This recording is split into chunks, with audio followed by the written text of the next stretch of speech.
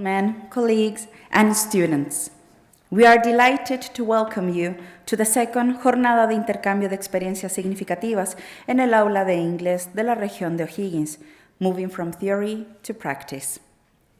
This conference brings together teachers from different contexts, researchers, and educational authorities. It's an honor to introduce and welcome this fantastic audience and presenters.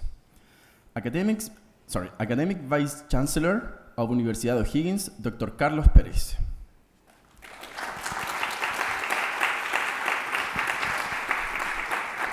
Regional Educational Officer, Seremi Alison Haddad.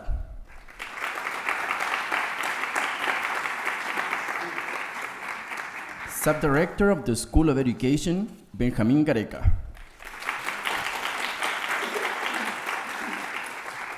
PIAP Regional Coordinator, Alexandra Gutiérrez.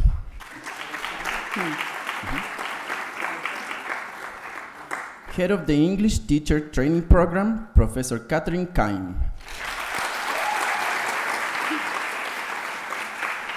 Our keynote speakers, Professor Daniel Abello and Claudio Díaz.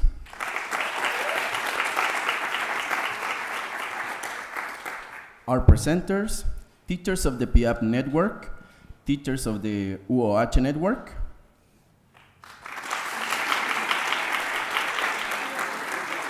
guiding teachers and tutors of the different practicums,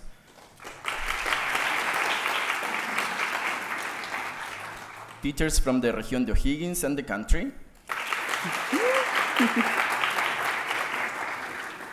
dear colleagues from the UOH,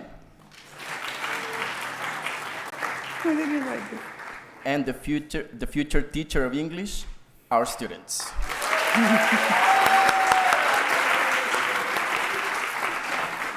Welcome, everybody. To begin this conference, we are pleased to have our Academic Vice Chancellor of Universidad de O'Higgins, Dr. Carlos Pérez, to deliver the opening remarks.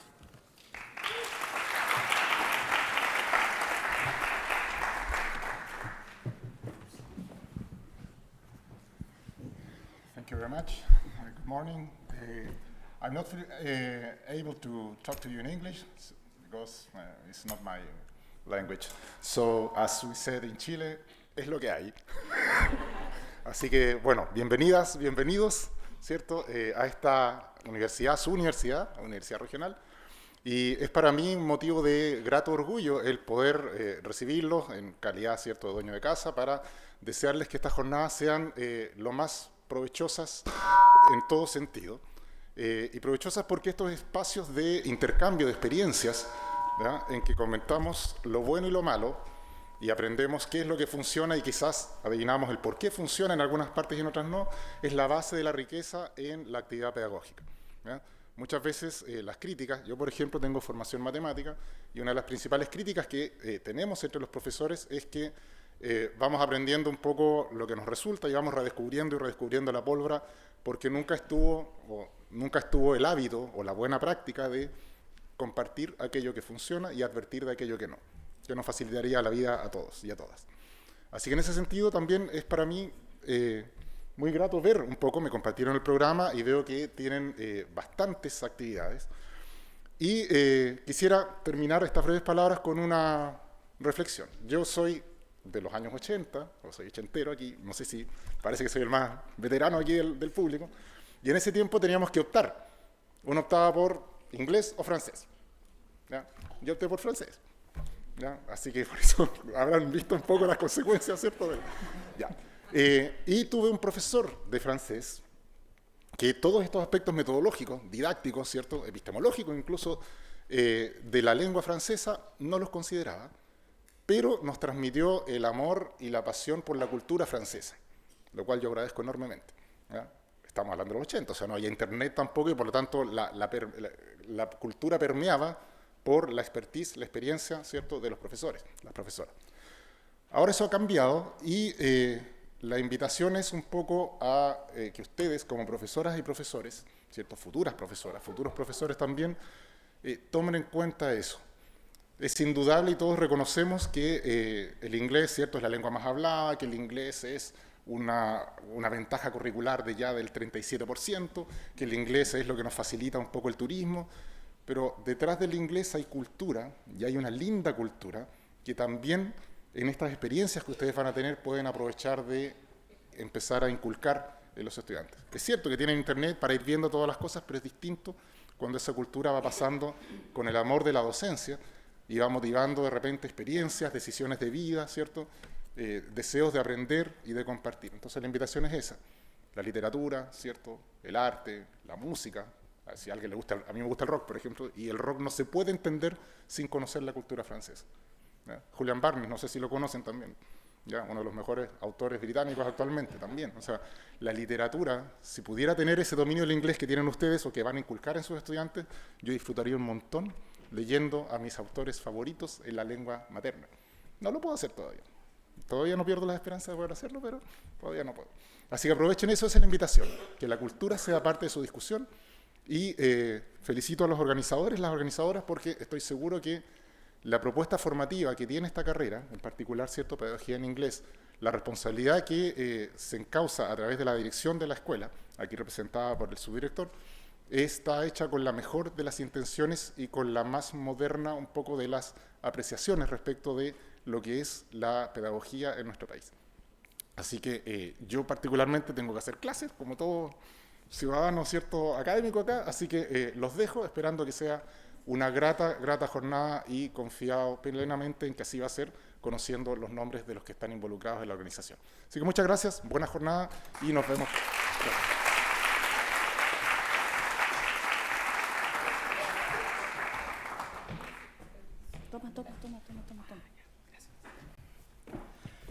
Thank you, Vice Chancellor, for your insightful words.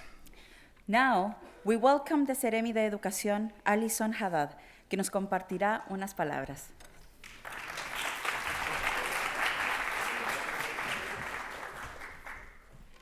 Muy buenos días a todos y todas. No me voy a complicar en tratar de esbozar algo en inglés. Prefiero transmitir este saludo. Creo que lo que ustedes realizan, sin duda, es muy importante y sobre todo transmitir esa seguridad que de repente nos invade para tratar de comunicarnos en este caso en inglés. Quiero saludar muy afectuosamente a los organizadores de esta jornada, al representante, ¿cierto?, de la UAH, de nuestro Ministerio de Educación, a los profesores y profesoras presentes y a ustedes como futuros profesores. De verdad que para nosotros es muy importante poder aportar en su formación y la verdad es que el hecho de poder compartir experiencias sin duda que es una oportunidad muy importante, muy significativa, puesto que el aprendizaje que ustedes logran es aún mayor. Para nosotros como Ministerio de Educación, ustedes saben que estamos en un proceso de reactivación educativa ante aquella realidad y aquel diagnóstico que podemos evidenciar inicialmente con posterioridad a la pandemia, donde tenemos algunas situaciones que hemos querido abordar como Ministerio de Educación. Y sin duda, a través del compartir experiencias educativas en el ámbito de inglés, en el caso de ustedes, pero en general para su formación, sin duda que es un aporte también para poder contribuir a cortar esas brechas, como digo, que quedaron evidenciadas por la pandemia y que tienen que ver con 3 líneas generales. Una es la convivencia escolar y la salud mental. Segunda es la recuperación de los aprendizajes. Y tercero tiene que ver con la asistencia y la revinculación.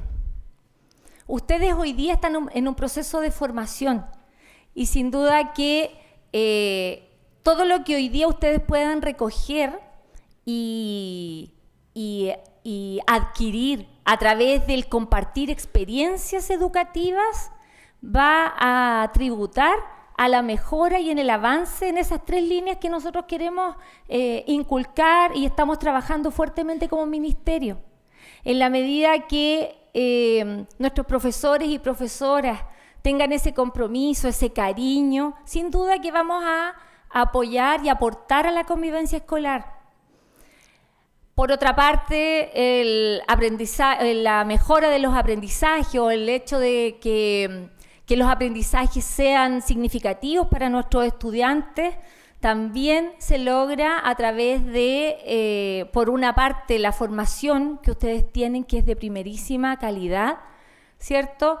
Pero por otra parte, esa mayor ganancia que van a tener con experiencias como la que están desarrollando ahora. Y en la medida de que nuestras actividades sean innovadoras, sean entretenidas para nuestros estudiantes, sean amables y llenas de cariño, sin duda que también va a ser una contribución evidente para aportar a que la asistencia a la sala de clase se consolide como una necesidad, porque entendemos que nada puede ser de la misma manera si no es de la manera presencial.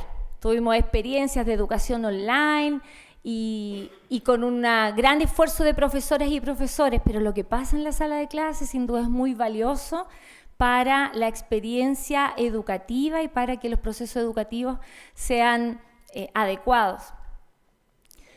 En ese sentido, quiero felicitar a ustedes por estar acá, felicitar también esta iniciativa que es, además de muy adecuada para su formación, sin duda que también es una innovación, porque en la medida que somos capaces de conversar y de compartir justamente esas experiencias, la ganancia va a ser mucho mayor. Quiero también desearles que tengan una excelente jornada, que disfruten su proceso de formación y que en el día a día sepan y nunca olviden que lo que ustedes van a hacer cuando sean ya docentes, ¿cierto?, de inglés, va a ser muy importante en la vida de muchos niños y niñas. Y eso, la verdad es que es algo que va más allá de lo que tiene que ver con lo formativo, sino que involucra los sentimientos, por supuesto, y que nunca se olviden de que ustedes van a marcar muchas vidas. Eso es muy valioso. Van a marcar, así como nos decía Carlos hace unos minutitos, él recuerda con cariño a su profesor de francés. Yo también elegí francés en la básica. Y después en la media me fue inglés. Pero uno tiene esos recuerdos de esos profesores que nos marcaron, más allá de sus enseñanzas, más allá de sus clases, porque los vimos como ídolos, porque los vimos como modelos a seguir, o simplemente porque nos motivó y nos interesó la manera en que nos entregaron su conocimiento y que nosotros pudimos adquirir esos aprendizajes. Eso yo creo que en esta época que ustedes van a desarrollarse profesionalmente, va a ser aún más importante que antes en nuestra época. Como decía Carlos antes, nosotros lo único que teníamos era el colegio, la única manera de adquirir ese vínculo con el mundo. Hoy día, en este mundo de las informaciones inmediatas y automáticas, eso está. Pero como ustedes se entreguen esas clases en el día a día, sin duda que va a marcar la diferencia para esos niños y niñas. Y es muy importante que ustedes nunca lo olviden. Quiero terminar mis palabras nuevamente agradeciendo el hecho de poder dirigirme a ustedes, de estar acá. Muchas gracias, profesores, profesoras. Muchas gracias a ustedes también por ese compromiso y por haber elegido esta profesión que es muy compleja, pero tan trascendental, sobre todo para ustedes que van a tener en sus manos la posibilidad tan cercana de contribuir a que sus estudiantes tengan esa formación integral y que sean efectivamente personas felices y personas que contribuyan a mejorar cada vez más nuestra sociedad. Muchas gracias.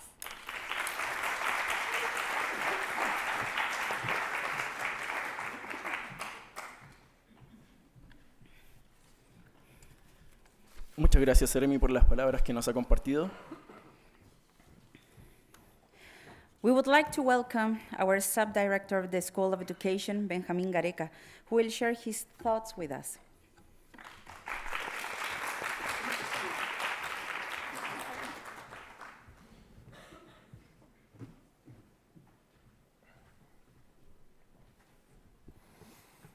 Bien, hola. Yo tampoco voy a intentar hablar en inglés. Y me disculpo, también me duele un poco la garganta. Como decía mi abuelita, como que me quiero resfriar. Así que como que me va a costar un poquito. Pero bueno, bienvenidos, bienvenidas a esta jornada de pedagogía en inglés que está enfocada en compartir experiencias. Y lo primero que quería destacar, agregado a lo que ya mencionó el vicerrector, la Seremi de Educación, es que este encuentro, además de la temática en sí, es un encuentro que es muy valioso porque permite precisamente encontrarnos. Es un espacio de comunidad, de forjar comunidad, de que estemos aquí estudiantes, profesores de la universidad, profesores del sistema escolar, que estamos muy contentos que estén aquí con nosotros también. Estamos contentos que esté aquí el Ministerio de Educación, representado por la Seremi, también el programa Inglés Abre Puertas, porque eso permite ir afiatando ciertas visiones, porque no siempre tenemos la oportunidad de encontrarnos y discutir, hablar de lo que vemos y de lo que pensamos más allá de la dinámica clásica docente-estudiante dentro del aula. Así que eso es muy valioso, estamos muy contentos, así que muchas gracias estudiantes por estar acá, profesores por estar acá, creo que va a ser una muy buena jornada.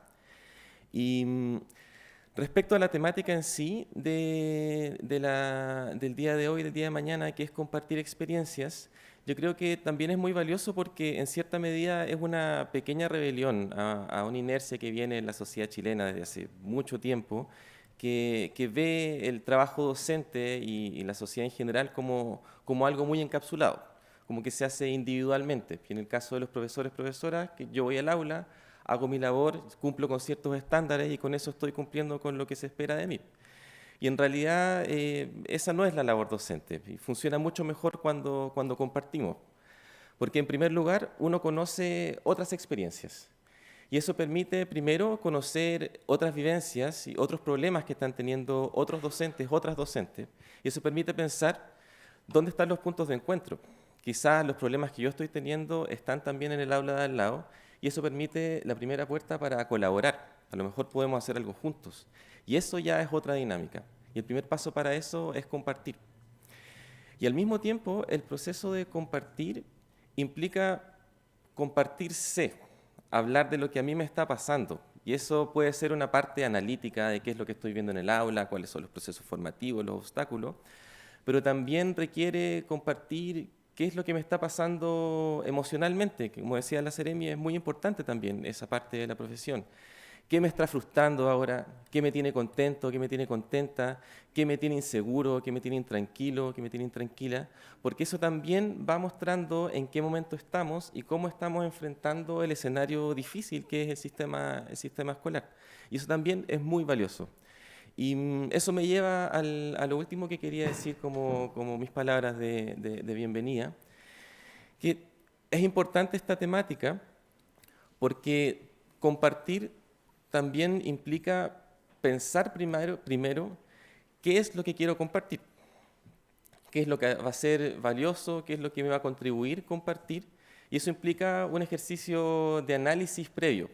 Y se vincula con algo que nosotros en la Escuela de Educación hemos tratado de impulsar como establecer una cultura de la investigación en la formación docente, que trata de proponer una mirada que es distinta a lo que tradicionalmente se entiende como investigación, que se hace en un grupo específico, usualmente en las universidades, por un grupo específico dentro de las universidades, y que permea ese conocimiento, esa investigación a la sociedad, en nuestro caso a las escuelas, a los profesores, las profesoras. Y en realidad la investigación no es eso, o no es solamente eso. La investigación es un proceso en donde uno se enfrenta a una realidad compleja, en el caso de los profesores, profesoras, y trata de, en esa realidad compleja, definir, bueno, cuáles son las problemáticas que a mí me interesan en este momento. Y definirlas bien claramente, con buenas fronteras. Y una vez que las defino, ver, bueno, qué marcos teóricos tengo para enfrentar esa problemática. Si esos marcos teóricos no son suficientes, buscar otros marcos teóricos. Vincular todo eso con la experiencia docente que tengo, actual y previa, propia y de otros colegas. Y a partir de eso establecer procesos de indagación que me permitan después pensar cómo voy a resolver esa temática.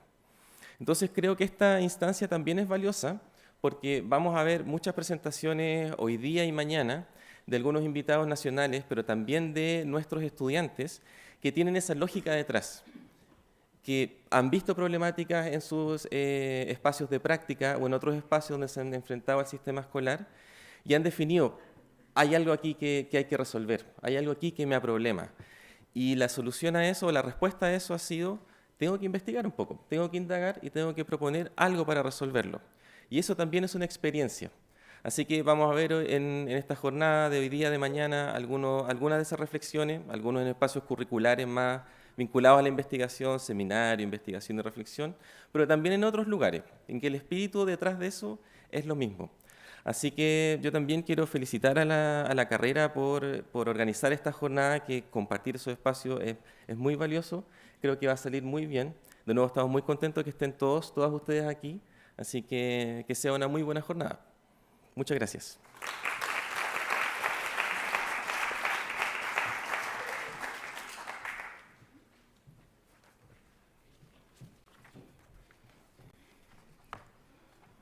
Thank you, Subdirector, for your remarks. Your insights are greatly appreciated. Now, we would like to invite to this stage the PIAB Regional Coordinator, Alexandra Gutierrez, who will share some words with us.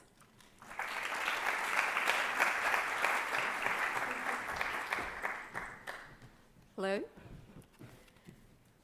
I'm going to keep this short because I'm about to have an allergic attack, but I'm going to try to avoid the scene. So good morning to all of our authorities, colleagues, and students. As it was said before, my name is Alexandra Gutierrez, and I'm the regional representative for the English Open Source Program. It's both a privilege and a pleasure to be here today with all of you. The Ministry of Education recognizes the crucial role that our teachers play in shaping our nation's future. Therefore, the Ministry is actively encouraging and always seeking to provide opportunities for our teachers to keep on top of the latest pedagogical developments. We are grateful for the commendable work this university has undertaken in facilitating spaces for teachers to convene, collaborate, and learn from one another. This seminar offers a unique platform where experience meets innovation, and a place for us to share our best practices with each other. Your presence here today is a statement. It speaks about the value you place on your students' learning. Your dedication shows that it's not just about teaching English, but it's also about ensuring that your students receive the best possible learning experience in your classrooms. We must always keep in mind that the world of education is ever evolving and that the tools and techniques that were relevant yesterday might not be as effective tomorrow. So I invite you to embark on this journey today, not just as teachers, but also as perpetual learners, eager to exchange, to grow, and to make a difference in our classrooms. Thank you for being here, and let's make the most of our time together.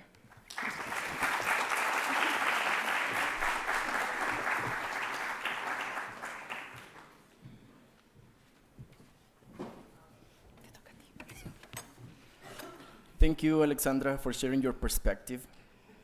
And last but not least, we welcome our head of the English Teacher Training Program, Professor Catherine Kine.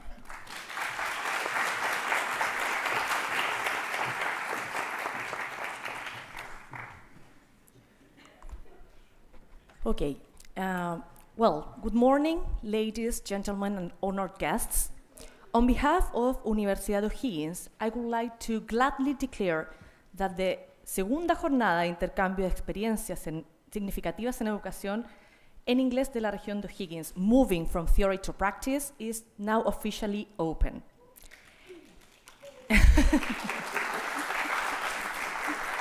English, yeah. It is truly an honor to stand here again for a second time before such a dedicated group of students and educators. Today, pre-service and in-service teachers gather here to share, learn, and exchange good practices aimed at enhancing the English language learning experiences of our students. In our diverse classrooms, we face unique challenges, but also opportunities. Today, as we engage in this collaborative exchange, we recognize the immense value of sharing our successes, insights, and sometimes failures. Each of you brings a wealth of knowledge and innovative teaching practices to the table. And it is through this collective sharing that we can create a transformative impact on our students' learning journeys. Let us approach this exchange these days with open minds and spirit of collaboration. Let us actively listen to the experiences and insights of our colleagues and future colleagues, the teacher researchers that will be presenting today and tomorrow. Let's appreciate the diversity of methods employed in different contexts.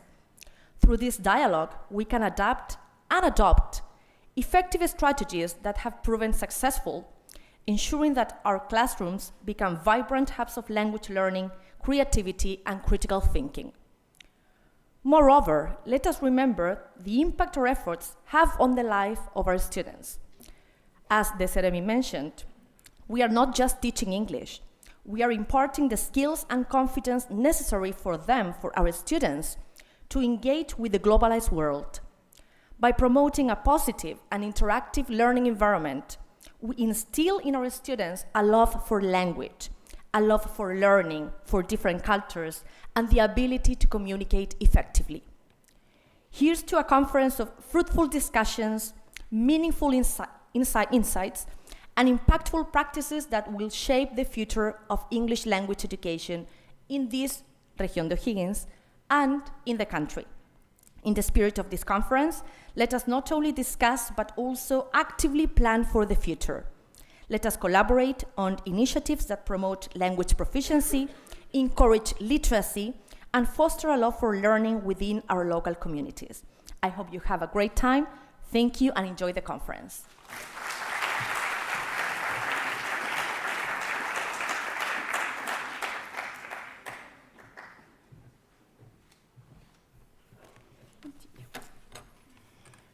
Thank you, Professor Catherine Keim, for those insightful remarks. And now, it is my distinct honor to introduce our speaker for this plenary session, Dr. Claudio Diaz. Dr. Claudio Diaz is an academician and researcher at Universidad de Concepción, Chile. He holds the position of director of both the Masters in Innovation and Teaching, Learning, and Assessment of English program, as well as the Doctorate in Education program. The research interests are centered on teacher cognition, professional development, and assessment. Please welcome Dr. Diaz.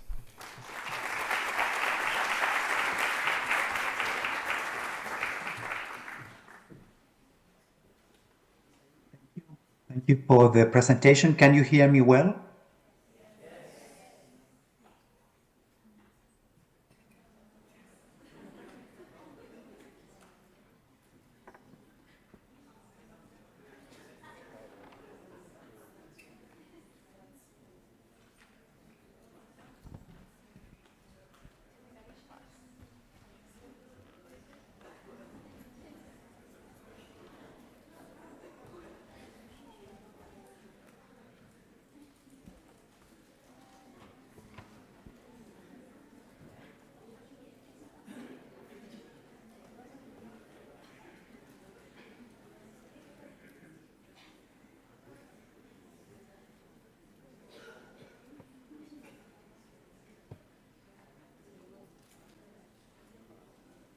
I'm not sure if you can hear me well. Can you hear me well? Yes. Okay, sorry about that. Yes. Okay. Okay, good morning. Hello, everybody. Thank you very much for the invitation. It's really a pleasure to be here, and I wish you all the best in this two-day seminar. Okay, I'm going to start sharing my presentation.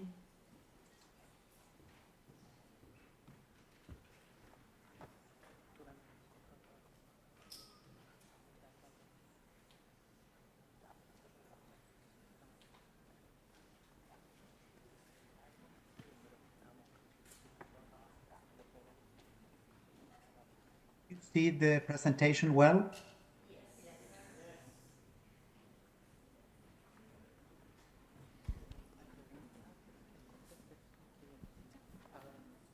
Okay. Today I'm presenting on language assessment literacy, a recurrent challenge. And I'm presenting on this topic because this is one of the issues, or this is one of the most important issues that it's part of the new EFL standards. Okay, I'm talking about the disciplinary standards. Let me tell you a little bit about my context. I work in a 5-year EFL teacher preparation program at Universidad de Concepción, and I also work at a master program in English teaching, learning, and assessment. And it is very important to mention that assessment literacy is an EFL teacher standard in the new standards, where we find 8 descriptors related to evaluation and assessment. Remember that the new standards are 5, and they are split or divided into content knowledge and pedagogical content knowledge, okay? And within these 5 standards, we find 8 references or 8 descriptors to language assessment or evaluation. We're going to talk about the difference between evaluation and assessment very soon. It is also important to mention that in these same standards, you find references to assessment being defined as an integrated activity. We also find references to language assessment learning, okay? We find references to assessment competence and to the design, implementation, and principles of language assessment. So it is important to highlight that in these new standards, assessment is present all over the teaching and learning process. Let's start defining what assessment is. We have a very simple definition here. We can say that assessment is a process of collecting, analyzing, and communicating information and data. I'm going to give you a very simple example. When you give a test, you collect data. When you score the test, you analyze that data. And when you give the scores back, you are communicating the results, okay? So this is a very simple definition of assessment. And then why do we assess? We assess to improve the teaching and learning process. We assess to modify our teaching. We assess to give feedback. And we also assess for accountability reasons. So there are different purposes for conducting assessment. On this slide, you can see that assessment is part of the teaching and learning cycle. And when I say that it's part of the teaching and learning cycle, I'm suggesting that assessment is all over the teaching and learning cycle. Yes, when we ask a question, we are assessing. When we do monitoring, we are assessing. When we give feedback, we are also assessing. So assessment doesn't go at the end, yes, but it's part of this cycle in which we find the different teaching components. And in the center, we have students. It is also important to differentiate among evaluation, assessment, and testing. The 3 processes aim at collecting, analyzing, and reporting data, but they have different focuses. Evaluation focuses on the learning process.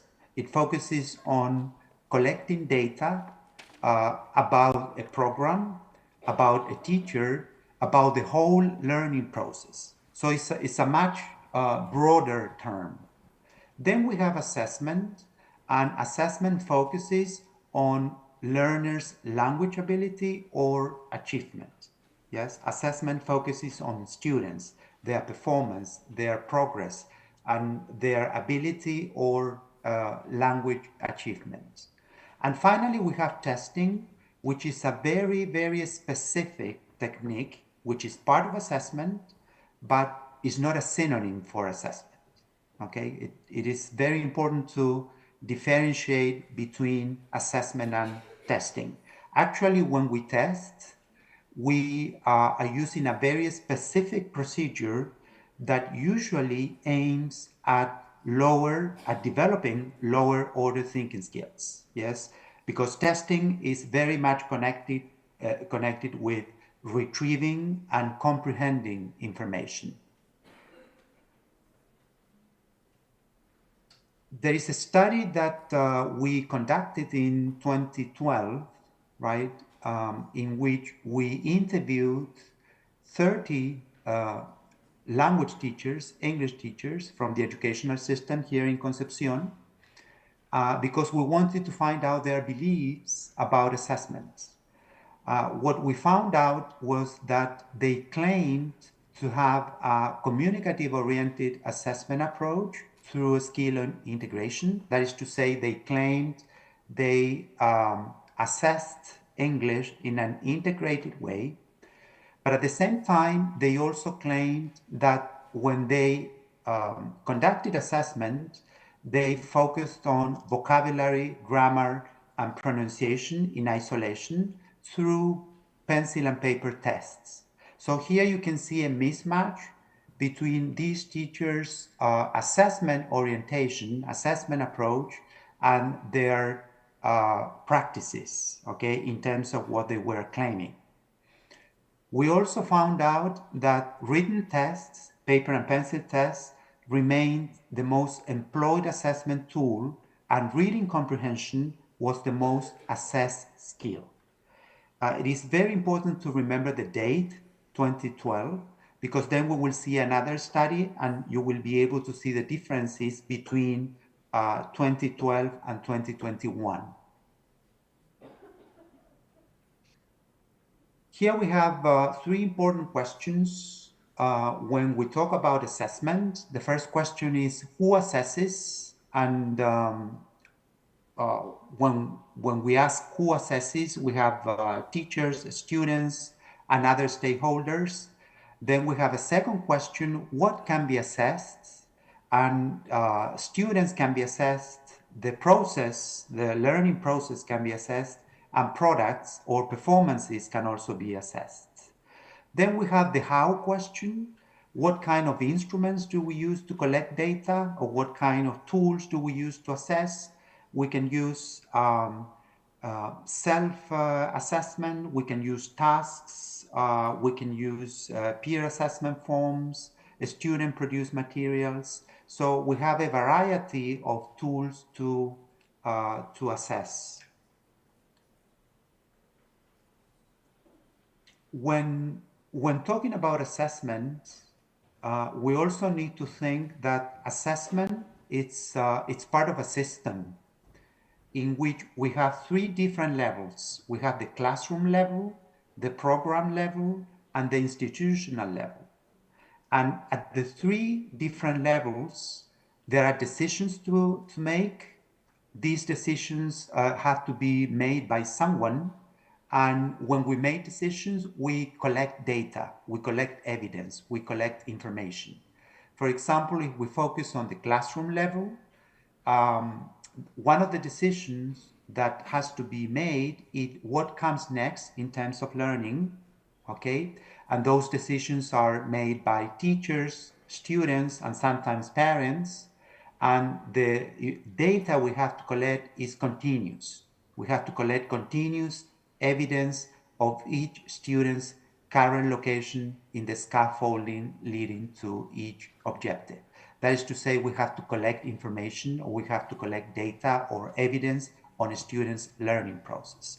So these three questions can be asked at the three different levels. Of course, the orientations and focuses are different, okay?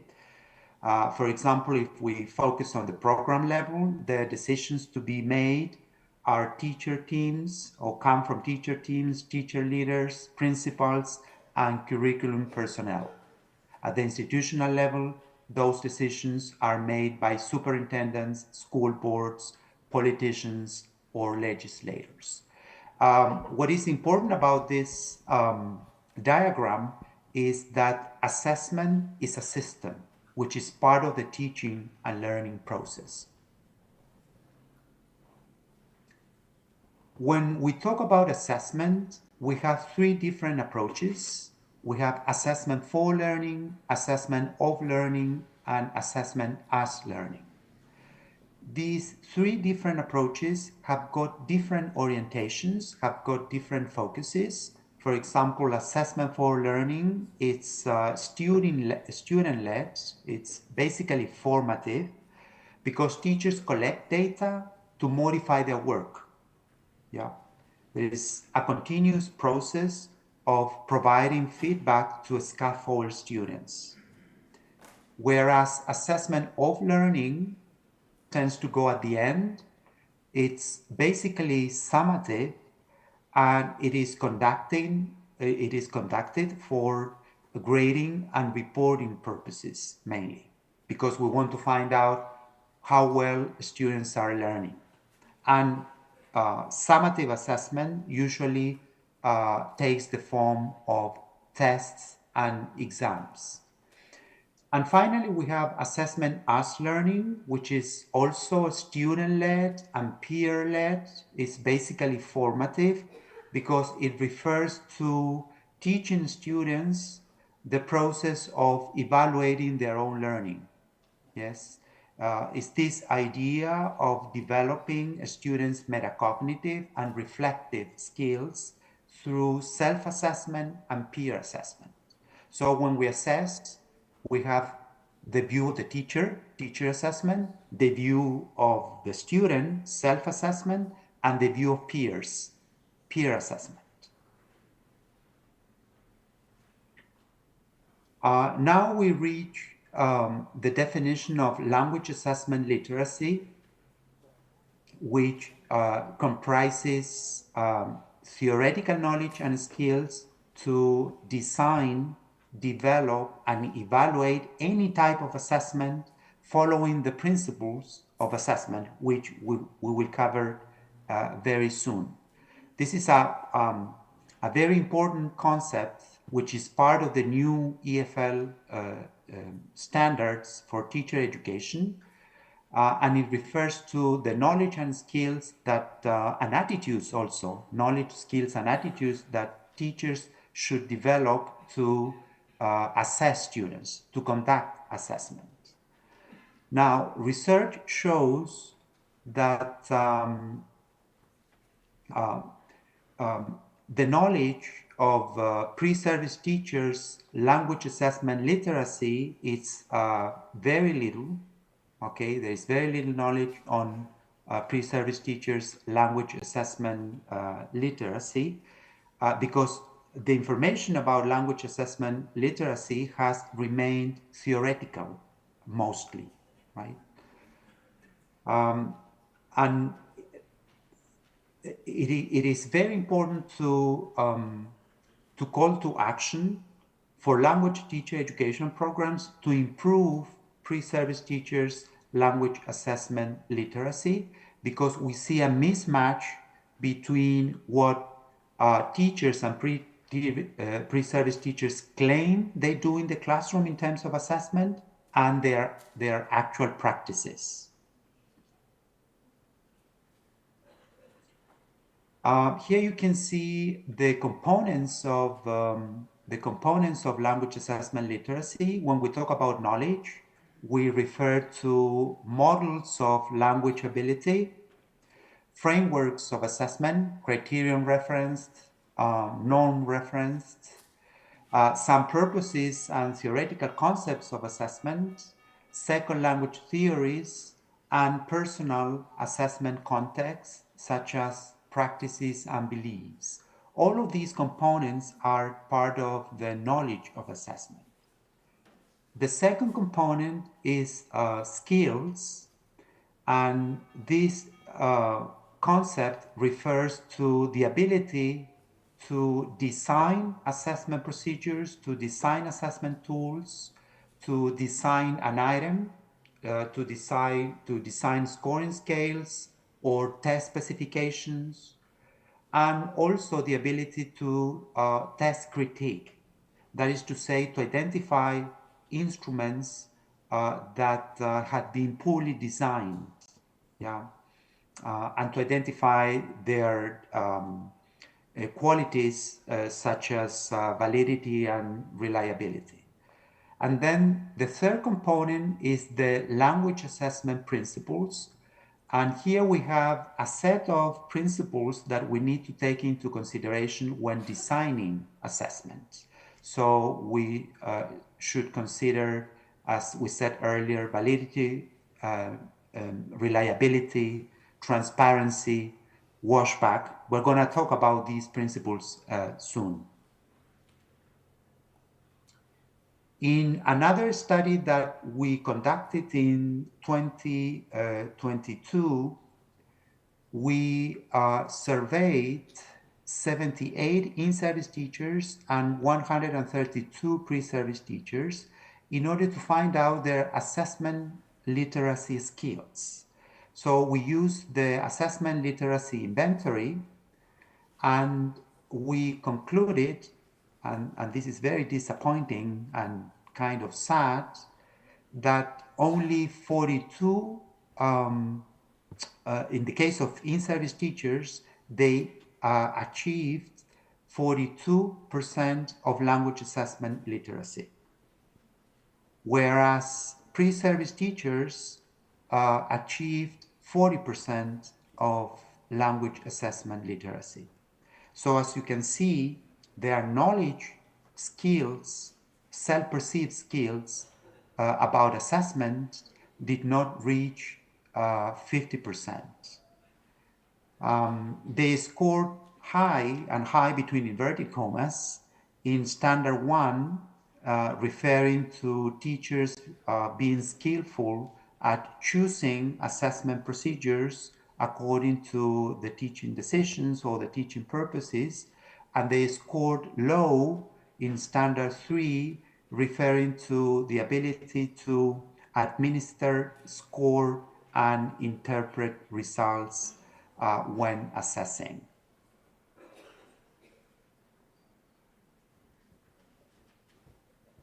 Here you can see 6 different principles that we need to take into consideration when we design an assessment or when we design a test.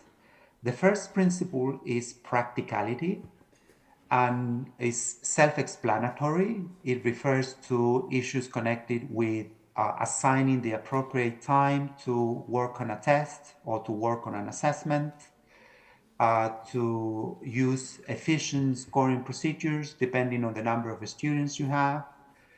So practicality refers to all those practical issues that you need to take into consideration when assessing or testing. The second concept is reliability, and reliability refers to being consistent when assessing. So if you assess, if you have one group of students and you assess that same group of students on 2 different occasions, you should get more or less similar results. If you get very different results, if you get very different scores, it means that your instrument, your test, your assessment is not reliable. Then we have authenticity, which is another assessment principle, and it refers to the ability of designing tools and instruments that resemble real life situations. Very often when we work on tests, we include items such as multiple choice, true or false, matching items, but these items are not authentic. They have been pedagogically designed to assess, but they are not authentic. They are not kinds of items that we're going to find in real life. More authentic instruments would be interviews, surveys, working on writing a recipe. So those instruments are much more authentic. Then we have validity, which is another assessment principle. And validity is connected with assessing what you teach in the same way you teach it. That is to say, if you are teaching a reading comprehension course through multiple choice, then when assessing or when testing, you have to assess reading comprehension through multiple choice. So assessment should mirror teaching. This is a very, very important message. Yes, if there is a mismatch between your teaching objectives, your learning objectives, and assessments, there is a problem of validity. Then we have transparency. Transparency is connected with providing clear, accurate information to students about testing, all the information that students need to know before being assessed, such as, for instance, getting the rubric or the scoring scale before handing out the final assessment. And then we have washback, which is another language assessment principle. And washback is connected with the impact or the effect of testing or assessment on teaching and learning. I'm going to give you an example. If students sit for an oral test and that assessment experience is very negative in terms of anxiety, for example, they experience a lot of anxiety and frustration when being part of the oral test, then the washback, the effect, the impact of that oral test on their learning is going to be negative. So next time they sit for an oral test, it's very likely that they will experience more frustration and more anxiety.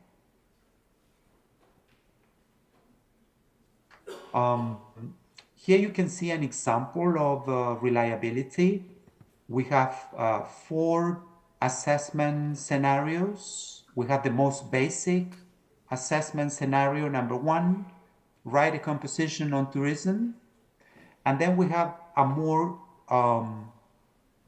robust assessment scenario, number 4, discuss the following measures intended to increase the number of tourists coming to this country, and you have some information that you want the students to include. And then the question is, which of the 2 assessment scenarios is more reliable? We can conclude that scenario 4 is more reliable because it is much more specific than scenario 1 and scenario 2 and 3. And it's much more detailed in terms of what we want the students to do. Okay, so this is an example of how reliability works when designing a test or an assessment. Other aspects that may affect reliability are instructions or guidelines, when sometimes instructions or guidelines are not very clear, the use of rubrics and how teachers interpret or use those rubrics. Sometimes we may have panels of assessors, and each one of the assessors understands scoring scales in different ways, and that can affect reliability. And the consistent application of scoring scales by scorers. So all of these aspects may affect reliability. Another distinction that is important to make is the difference between traditional assessment and authentic assessments. When we talk about traditional assessment, we basically aim at instruments or tools that work on the very basic levels of cognition. They work at the recall or recognition levels. They are teacher structures, and basically what we want in the case of traditional assessment is that students can provide the correct response. They can give the right answer. Whereas authentic assessment is real world, it works at much higher levels of thinking, and very often students have to perform a task, to see how well they are doing. And when they perform a task, you will not get one single correct response, but you will get different correct responses. That's why it is authentic. Yes. So authentic assessment aims at developing divergent thinking, whereas traditional assessment aims at developing converging thinking. Then in the case of authentic assessment, we have three types of authentic assessments. We have constructive response, like a concept map, in which students have to produce a response, but this response is kind of guided. We have a product, like a poster. We assess a poster, or we have performance, like an oral presentation or debate. So we have three types of authentic assessments. Then tests can be classified according to manner. And here we have two distinctions to make. The first one is objective testing. That is to say, students are compared against a set of correct responses. In this case, we use items such as multiple choice, true or false, matching, gut feeling. Or we have subjective testing, in which the personal judgment, the human element is important. So we need a scoring scale to assess, for instance, questions or interviews or some kind of writing. The second distinction is criterion referenced. In the case of criterion referenced, we want to find out whether or not students have achieved the instructional objectives and how much learning has occurred. So students are assessed against some criteria. On the other side, we have non-referenced, which is connected with standardized testing. So we're looking for acceptable standards of achievement. And the idea of non-referenced is that students are ranked. So we have a group of students on one side, another group of students on the other side, and most of the students in the middle. So all the international exams are mostly non-referenced because they are standardized testing. Tests can also be classified by purpose, and one purpose could be to place students in an appropriate course or level. Another purpose could be to diagnose a student's strengths and weaknesses. Another purpose could be to identify how much learning has occurred, whether or not students have achieved the learning objectives. And in this case, we talk about achievement tests or proficiency tests, which measure learners' general linguistic knowledge, abilities, or skills. And examples of proficiency tests are all the international exams that I'm sure you're familiar with.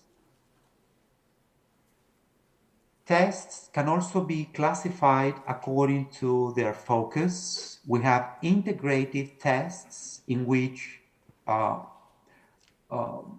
than one skill is integrated. So students have to work on reading and writing tasks or listening and speaking tasks. For integration to occur, we need at least two skills working together. On the other side, we have discrete point tests in which students work on one specific language component.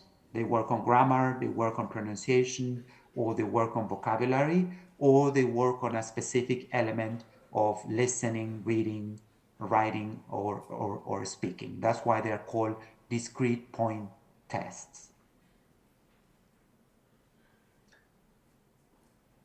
When talking about assessment literacy, we need to take into consideration what components need to be included when designing an assessment.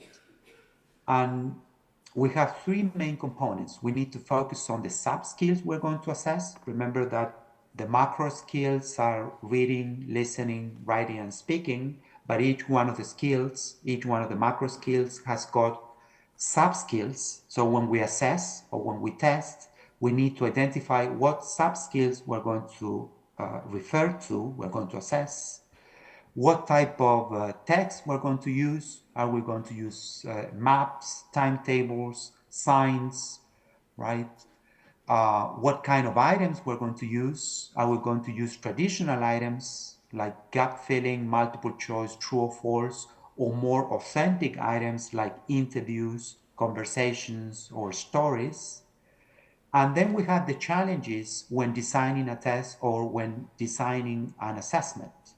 And two of the main challenges, or maybe three challenges we often come across, is the penalization of grammar, spelling, and punctuation. So we need to be very clear what we're assessing and when it is necessary to take points off for grammar, spelling, and punctuation mistakes. And skill contamination. An example of a skill contamination is when students are working on a reading comprehension test and then they have to provide some kind of answer and they get points off for punctuation or for spelling. In that case, we have an example of a skill contamination because the focus is reading. So students should not be penalized for the writing mistakes they make when they provide their responses, their answers. And another challenge that we have is the use of very traditional items such as gap filling, multiple choice, true or false, especially when we have to test reading and listening. Here we have a framework that we can use for conducting interviews. It's a 4-stage framework. First, we have the warm-up. So whenever we conduct an interview, we should have a 1 or 2 minute warm-up whose purpose is to decrease students' anxiety.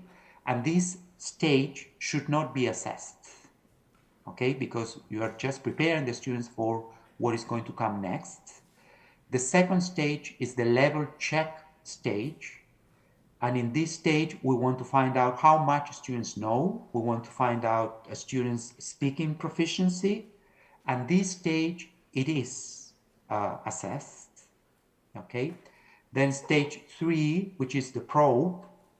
And the probe is a stage in which we want to push students to the height of their speaking ability. We want to push them a little bit forward to see how much speaking they can provide. If they succeed, if they are successful, that stage can be assessed. Okay, so if they do well, that stage can be assessed. If they don't do well, that stage is not assessed. And finally, we have the wind down, the wrapping up, whose purpose is to make students feel relaxed. So we can use some easy questions for students to leave and feel much more relaxed at the end of the interview. So this is a little framework you can use when conducting interviews.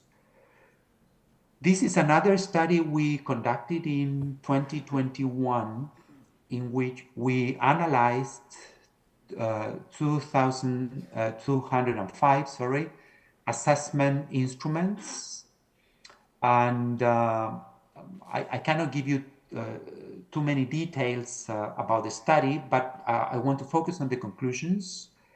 60% of these instruments were tests. So this is a very important reflection because we teachers keep on using tests as the most important assessment tool, paper and pencil tests.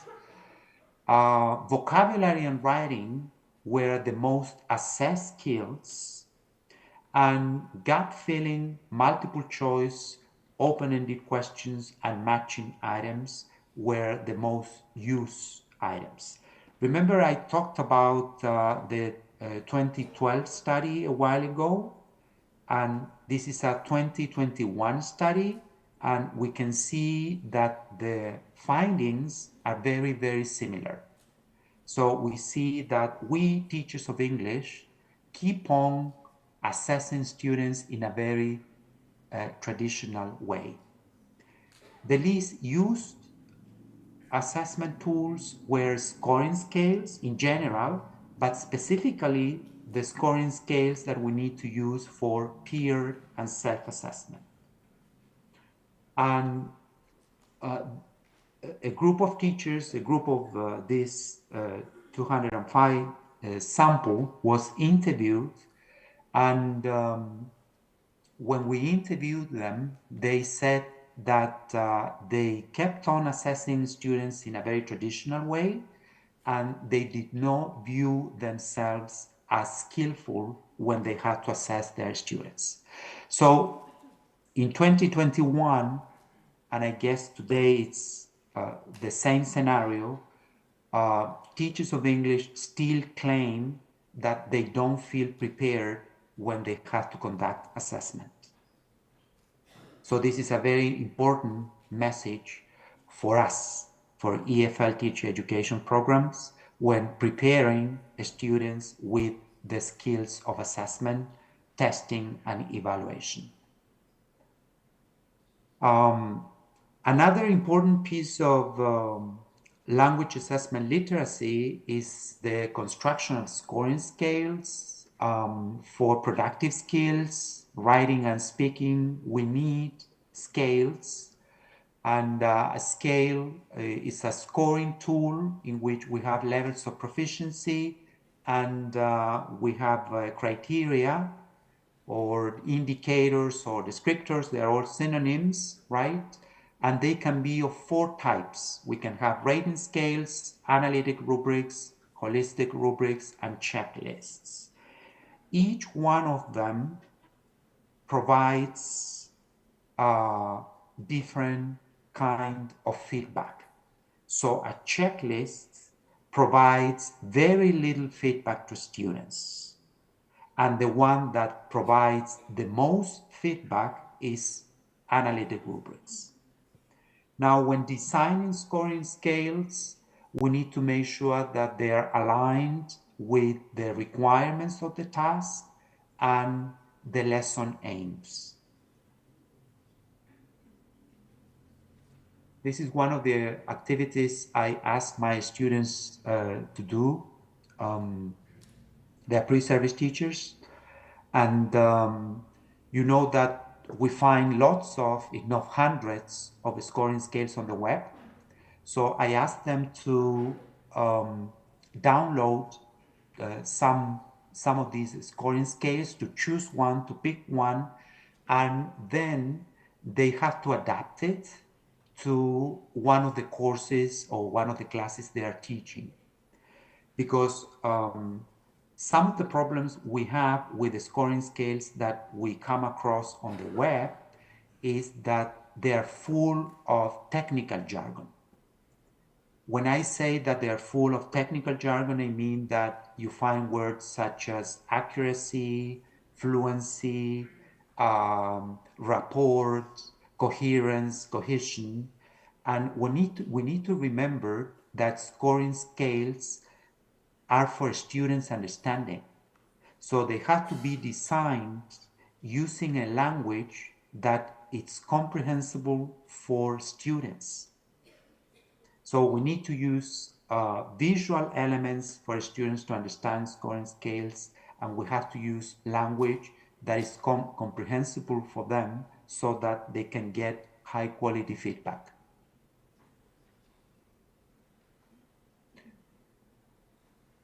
When talking about assessment, if we want our students to develop their metacognitive and reflective skills, we need to think of self-assessment and peer assessment.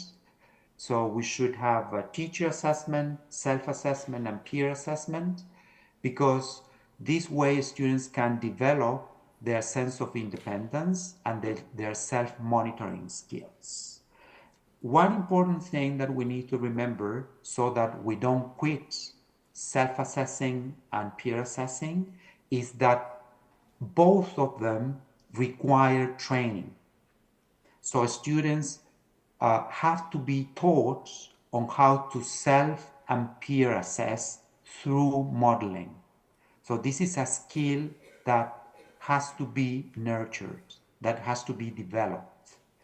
A common experience my students report is that they do self-assessment once, and what they get, it's a bunch of sevens. So all of the students self-assess themselves very successfully.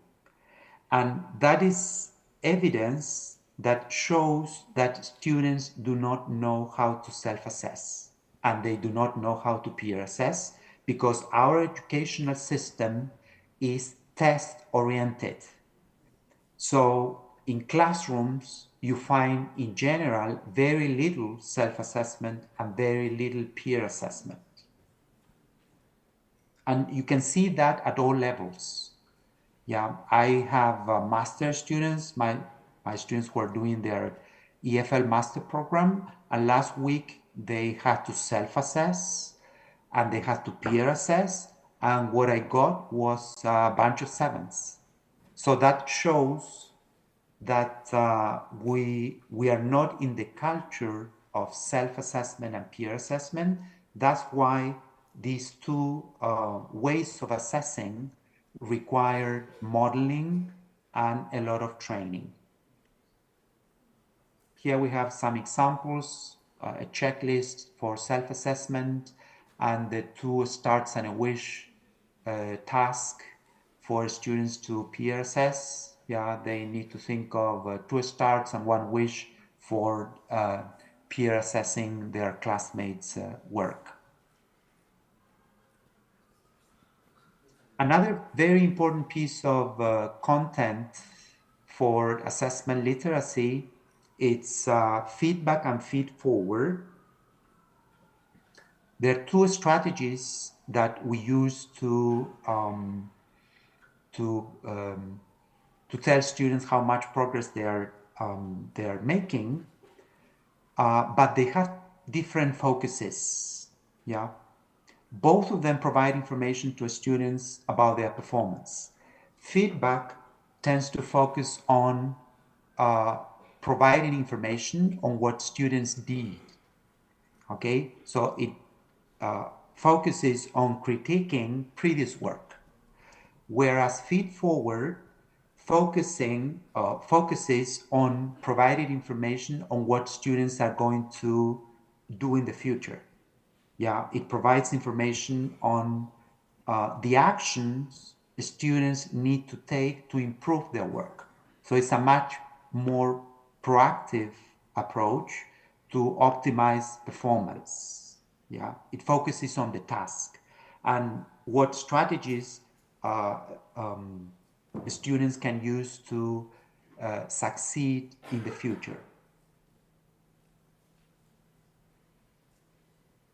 Another piece of language assessment literacy is the use of gamification and the contribution of all the emerging technologies I'm sure you're familiar with, like quizzes, Quizlet, Mentimeter, Answer Garden, Kahoot. They're very, very good tools that can help you monitor students' work. They can reduce students' anxiety. They can use for formative assessment purposes because the students can engage into peer and self-assessment. And their main purpose is to increase the students' motivation to learn through fun features such as music, avatars, or memes. And all of these tools are very positive for diagnostic and formative assessment mostly. They're not good for summative assessment, definitely. But for formative and diagnostic purposes, they can be very, very productive. Yes, because they can provide very meaningful feedback. Another concept that is very important in assessment is the concept of dynamic assessments. And when we talk about dynamic assessments, we need to focus on differentiation and accommodation. Today, we're getting lots of students with special educational needs, and that means that teachers have to differentiate their teaching and their assessments. So teachers can differentiate, for example, content.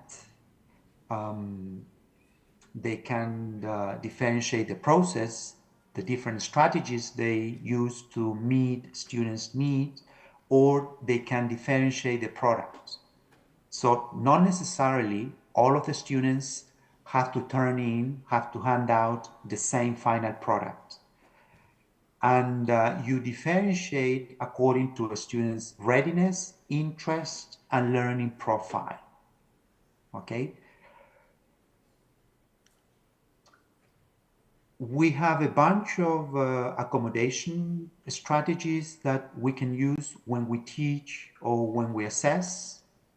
For example, we can present the information in different ways. We can make changes when presenting information to students. Some students can listen to audio recordings, other students can read something, or you can use some visuals. Some students can respond by writing something, or by recording something, or by using a dictionary. Yes, you can change the response they can provide. You can also change the setting. So some students work in different settings, such as a quiet room with very few distractions. Timing, some students can be provided with more time to complete a task or to complete a test. Scheduling, if students have to sit for a test, they can choose the items they have to work on. So you can have, for example, a 4-item test, and you ask your students to pick 2 of these items. So they just work on 2 items out of 4. And then we have organization, which is another accommodation strategy in which you teach students how to organize their time and how to develop study skills. This is another example. This is a traditional lesson planning taken from a course book. And one of the activities my students have to do, their pre-service teachers, is to take this ready-made lesson planning. was taken from the course book, and they need to think of differentiation and accommodation strategies that they can include at different levels of the lesson. So for example, here you can see that in the vocabulary matching activity, this group of students is suggesting to use visuals instead of words and to add distractors at the end. Yeah, so this is an activity that can be used in EFL teacher education programs to think of ways of differentiating and accommodating teaching and assessment. And a final message I want to communicate is that in assessment, fair is not always equal. Yeah. Because not all students have got the same needs, have got the same requirements. So assessment doesn't have to be equal, but we need to think of equity. Yes, assessment has to be fair, and we need to think about the word justice when talking about assessment. The final study we conducted in 2022, the main conclusion was that in-service teachers claimed that they needed further training on assessment, on how to design exams and tests, and how to assess learning. Yes, they felt that that was their weakest professional skill. Another study we conducted with pre-service teachers showed that the findings were very similar. Thank you very much for your time, and I'm glad to take questions.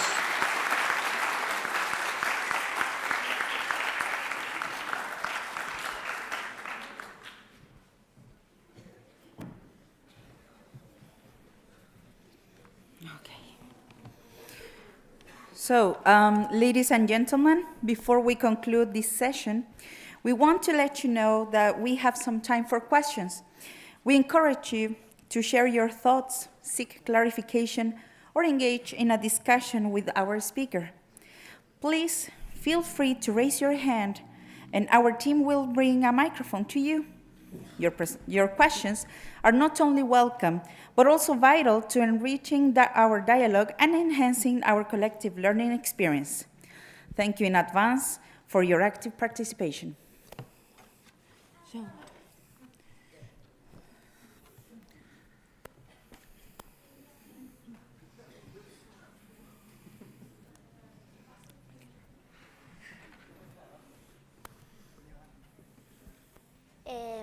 Hello, dear presenter.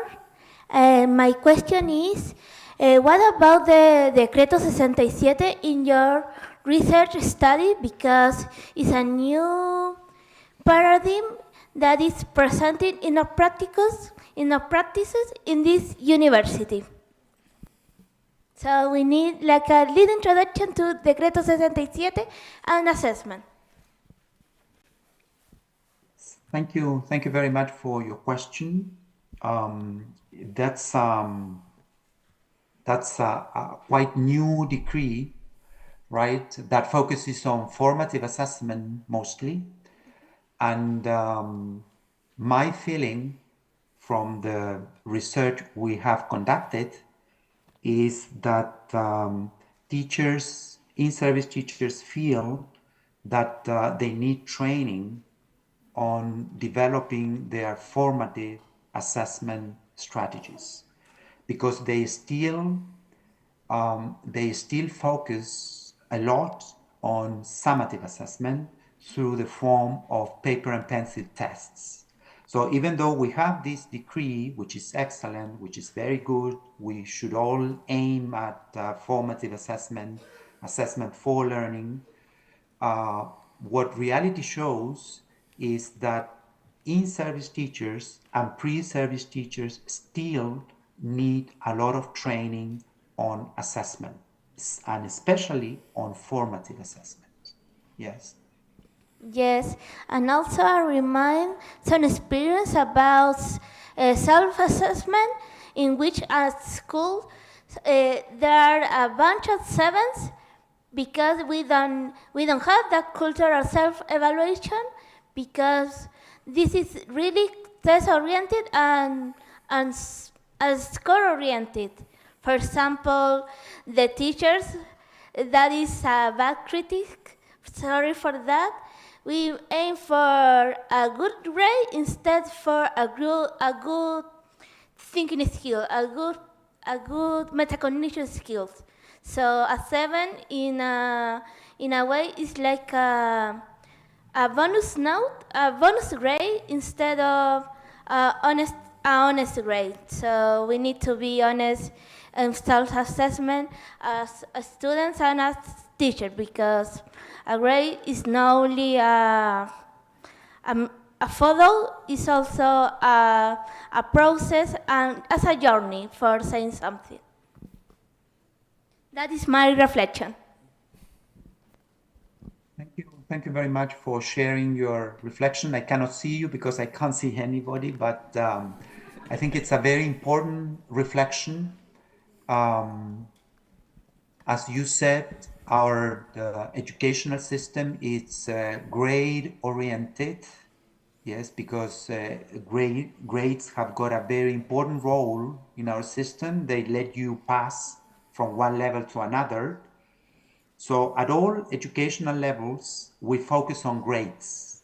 Yes, we need to get a 4 to pass to the next level. And unfortunately, in our educational system, the culture of self-assessment and peer assessment has not been developed. And this is a big disadvantage because what happens is that when we teachers try to put into practice self-assessment and peer assessment practices, we quit very little. And we quit because we get a bunch of 7s. So when we do that, we're blaming students. We're saying these students are not prepared to do self-assessment and peer assessment. And my message is not to quit, because the problem is not the students. The problem is that the students need training, they need scaffolding, they need a lot of modeling for self-assessing and peer assessing. And when I say that they need training, I mean that they need time. I had an experience with one group of students in which it took me almost a year to train them how to self-assess and peer assess.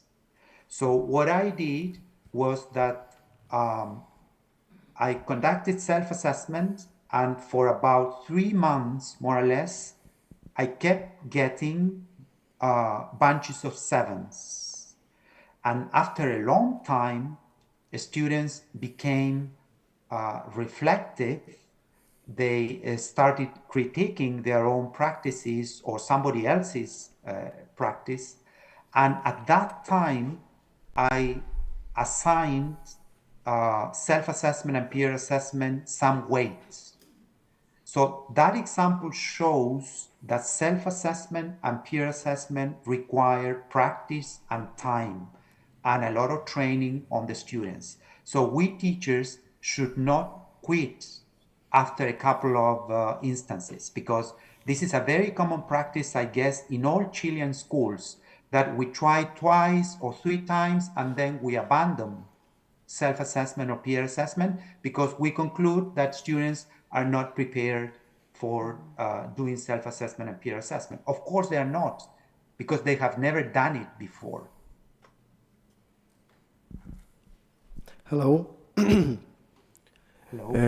I am Jeremias, and I just wanted to say that your presentation was very good, and also I want to say that thank you for motivational speech.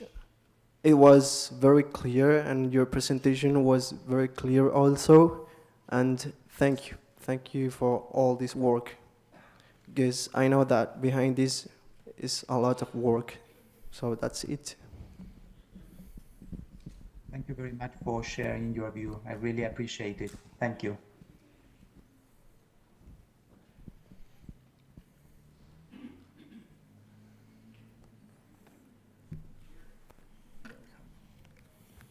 I'm glad I see lots of people. Now I can see you.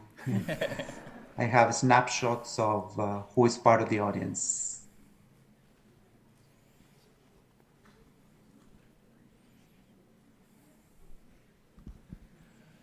Hello. Good morning, everyone. Thank you for such a great presentation. My name is Francisco. I'm a service teacher. I was checking all the information you gave us, and I was paying a lot of attention to the principles you shared with us. And I was wondering, like, if we have these problems, like, in general as teachers, to assess our students, like, to make these instruments valid for students. And thinking about the process of learning itself, this causes me some sort of problem when I think about it, because if we don't know exactly how to assess our students, how can we plan like a learning sequence for students, and how effective can that be if we have these issues with assessment? Like, I don't know if you get it, but like, how can we overcome this situation? Because it's not something that it's easy to change, but it gives a lot of problems to the process of learning in students if we don't know how to match the learning process with the assessment. Thank you. Thank you. Thank you very much for your question. It's a very interesting question. I agree with you. This is not easy. To assess is not easy at any educational level. Yes, primary, secondary, or tertiary education is always a challenge to assess students. Just a couple of ideas I want to highlight. One thing is that for me, a key is validity. You have to assess what you teach. Yes, and that may seem obvious, but it is not obvious in many Chilean classrooms. Okay, so that's the most basic idea. You need to make sure that your assessment practices really reflect, really mirror your teaching. So if, for example, you have been teaching listening through taking notes or listening through graphic organizers, then you cannot assess listening through multiple choice. So you need to be very consistent, and you need to make sure that your assessment practices really mirror your teaching, okay?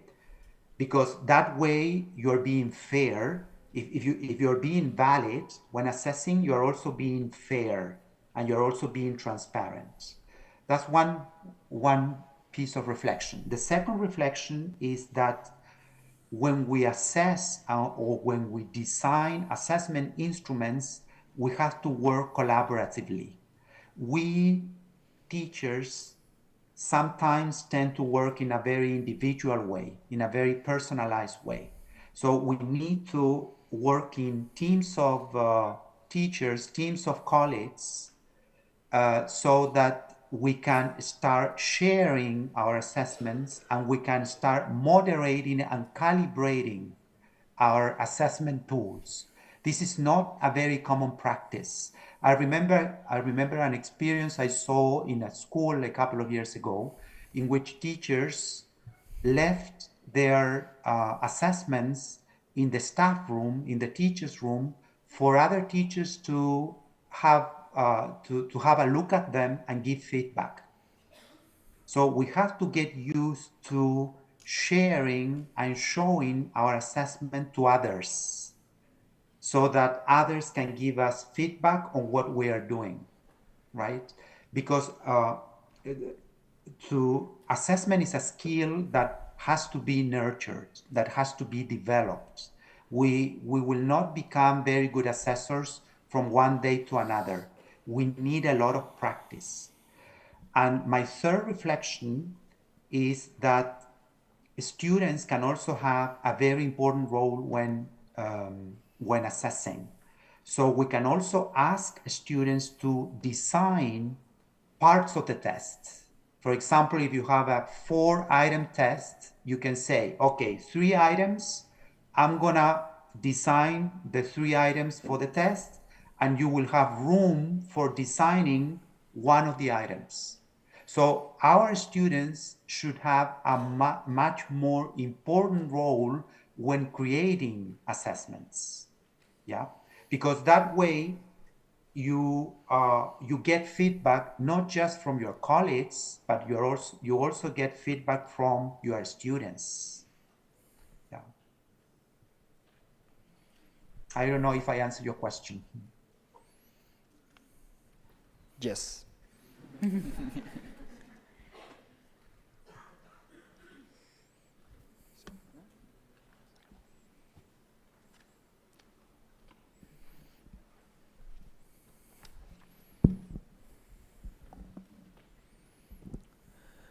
Hello, I'm Simon Cornejo. I'm a 4th-year student of the English program here at the university. And I'd like to ask you a question regarding practical and theoretical knowledge in the English classroom, because I believe that it is very common that most adults and teenagers and children say that they do understand English, but they do not speak it.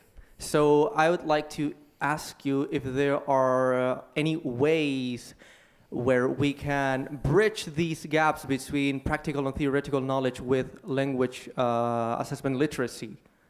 How can we ensure high quality assessment in that way? Yes.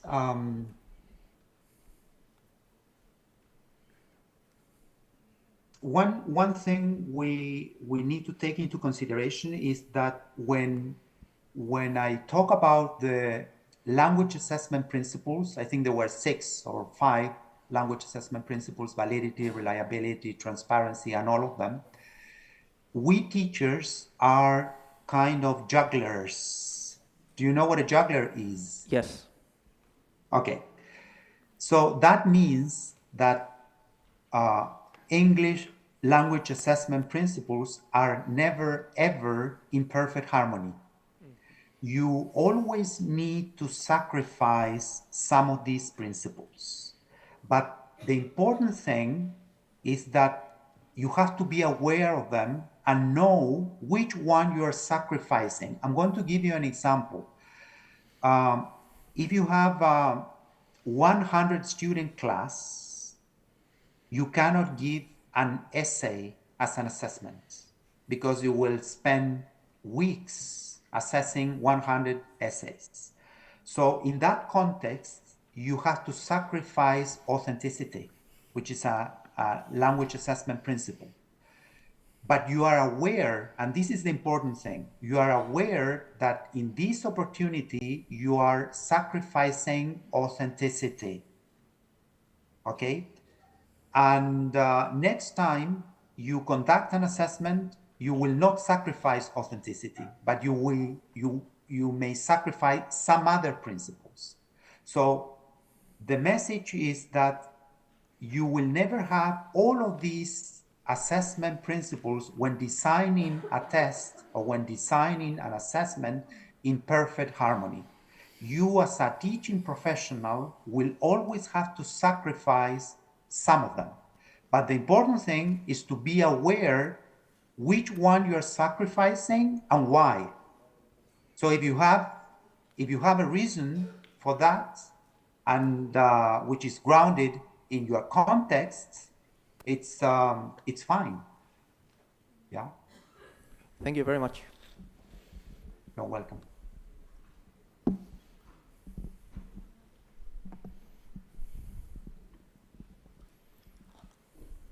we have time for one more question. Are there any other questions? Nope. Okay. Okay. Thank you very much, Dr. Diaz, for this remarkable, inspiring, and interesting presentation. Esteemed guests, we hope you've been enjoying the conference so far. As we move through our stimulating sessions, we invite you all to take a well-deserved break and join us for a relaxing coffee break. So please head to the university cafeteria. Okay, thank you. Thank you very much for your time.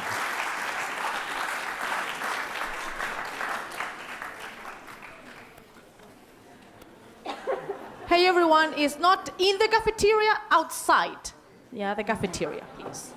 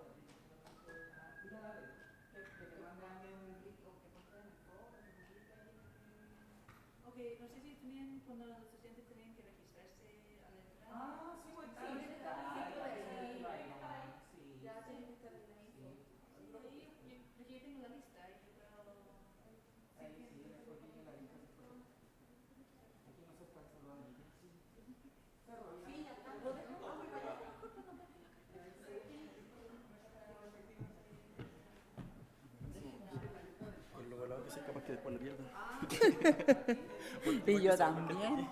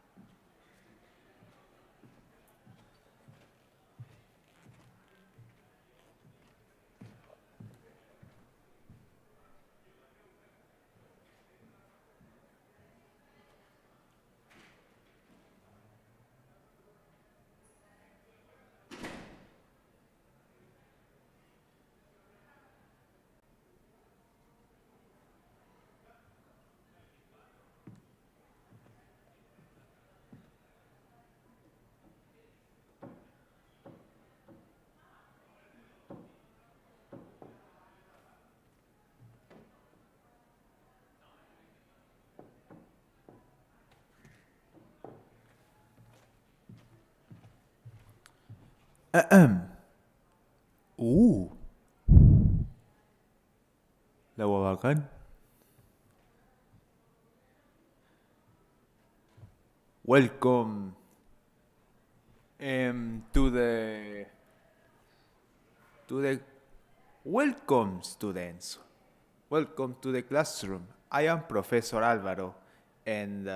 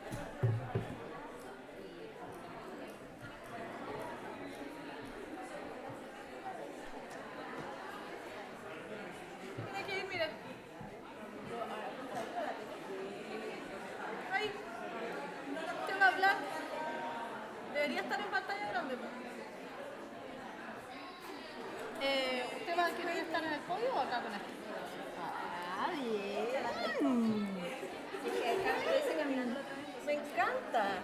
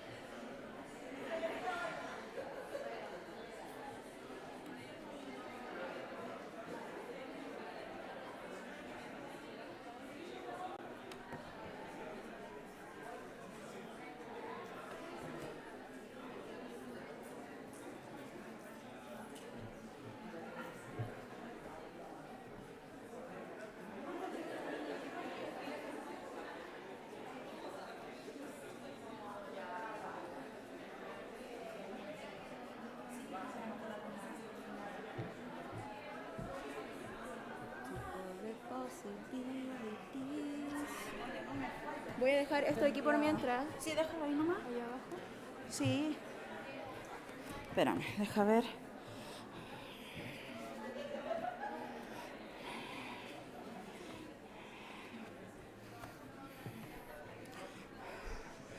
Okay, everyone, please pay attention to the people at the back. Could you please move up to here? We have empty seats here. So please, I kindly invite you to come a little bit closer, please, and sit down. Now, please.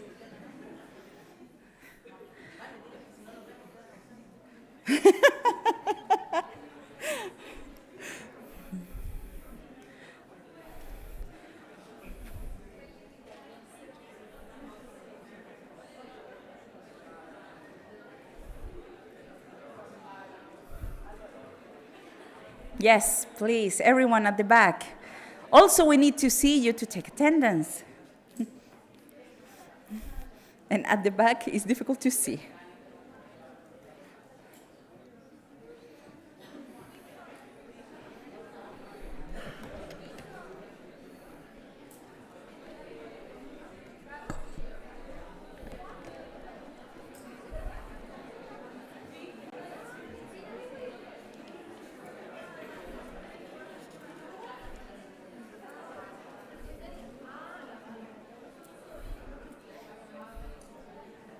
Yeah.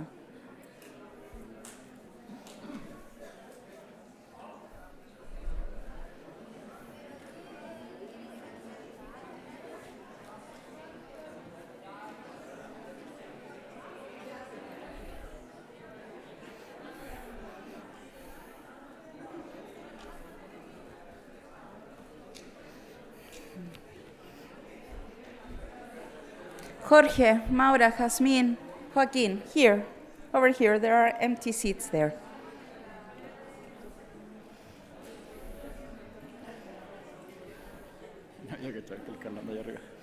Los tuvo que echar.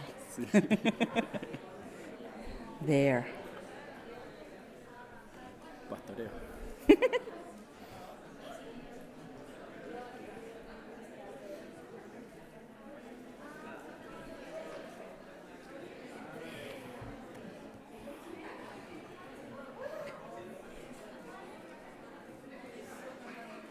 Much better.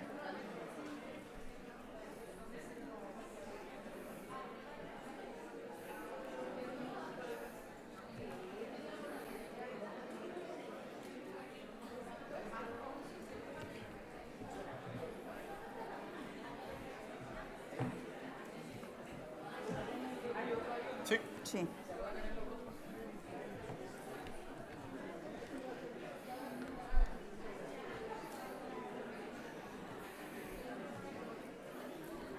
Javi? Javi, ready? No.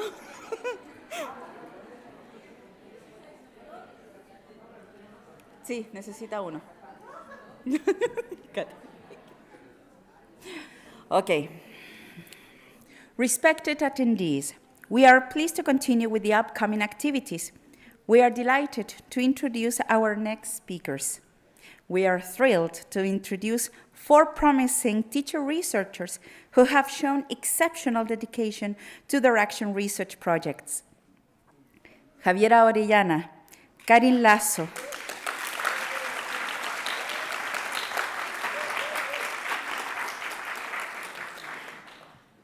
and Ariel Roman, 5th-year students here at Universidad de O'Higgins.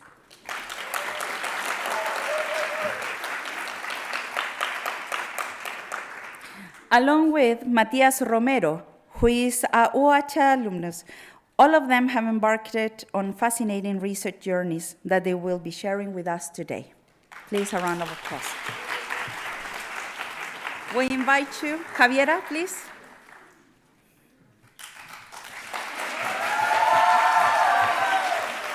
There you have here, and yeah, as long as they are closed, they're sealed, it's okay. Yeah, that is for you. Do you need something else?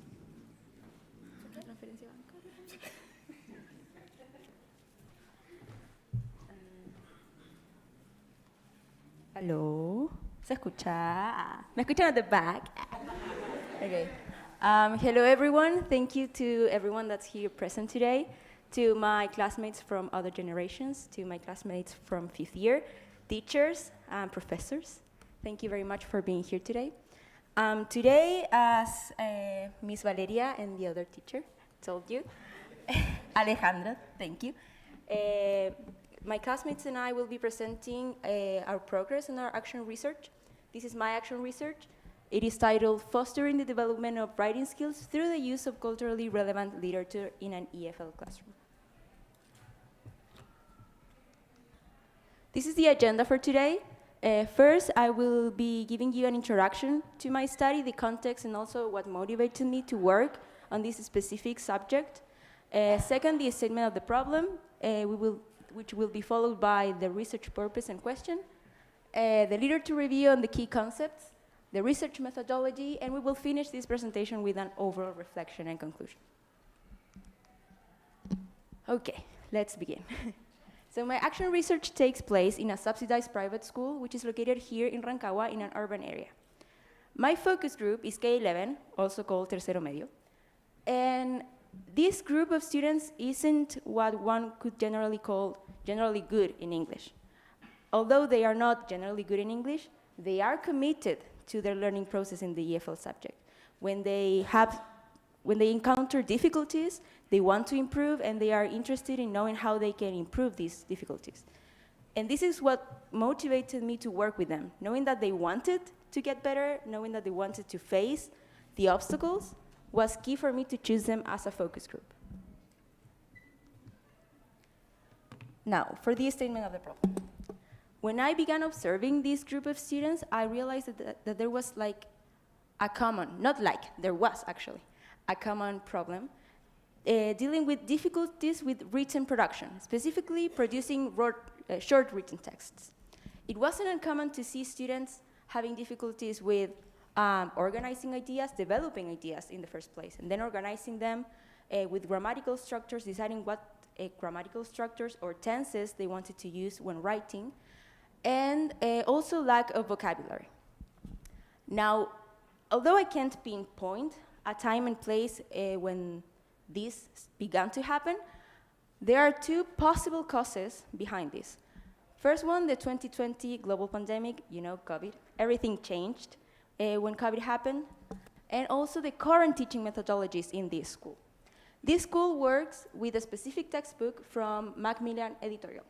Although this textbook is different from the traditional textbook from Mineduc, and it provides different opportunities for students to learn English, there is a lack of efficient opportunities for students to develop their writing skills.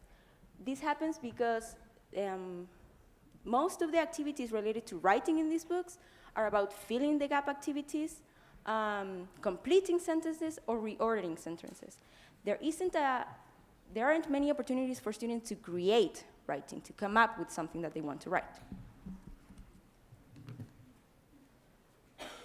Now, based on this problem, I began thinking, can other type of materials encourage students to write, or another type of material can help them overcome these difficulties?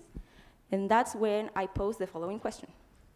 How significant is the use of culturally relevant literature to foster the development of writing skills of K-11 students in an EFL classroom from an urban school here in Rancagua, Chile?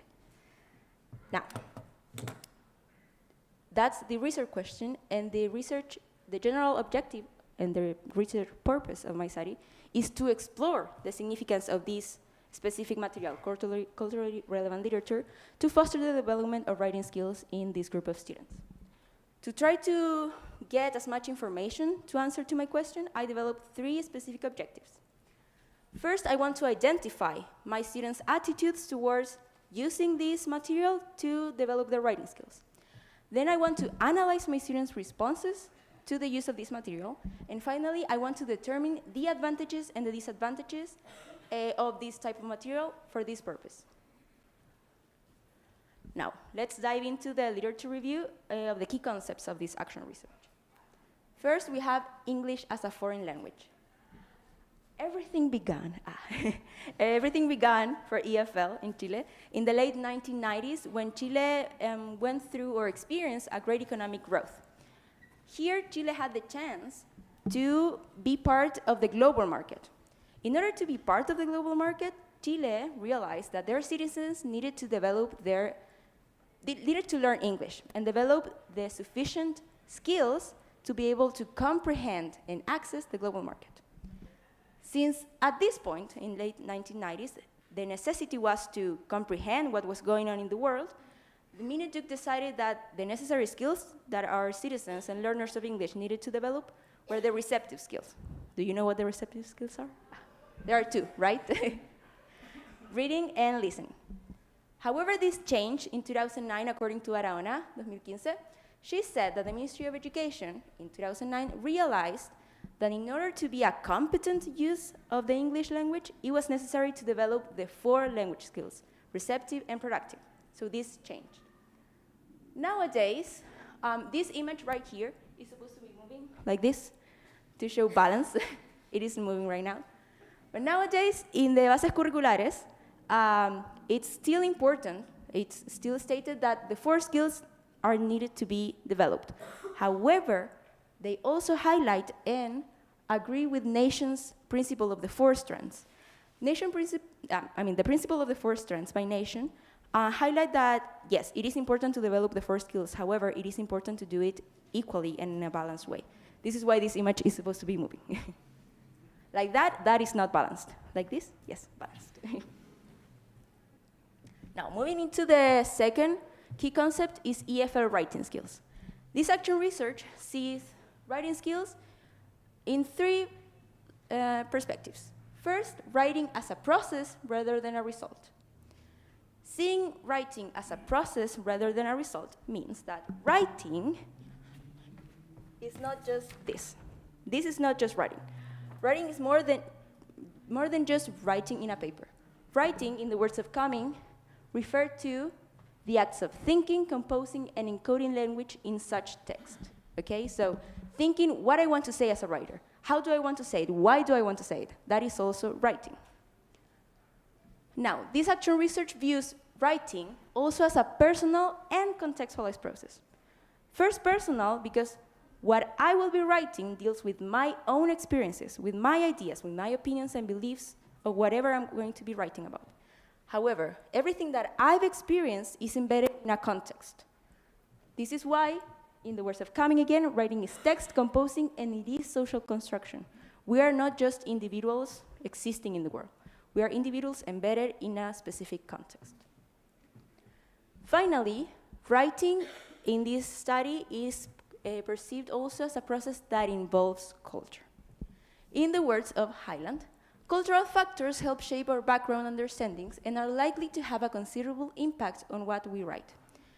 Very similar to writing as a contextualized process, everything that we go through in our lives will impact the moment that we are writing. The moment that we sat down to write, everything that we go through thinking is because of what we've been through in our background. Like we carry a backpack. We carry a backpack of experiences, not just personal experiences, but experiences that from our parents. That's culture. So being able to involve culture or integrate culture in writing is, as Highland says, key to develop our writing. Now, the third concept is culture in education. As I just told you, culture is key to develop the writing skills. But how is culture integrated in the classroom?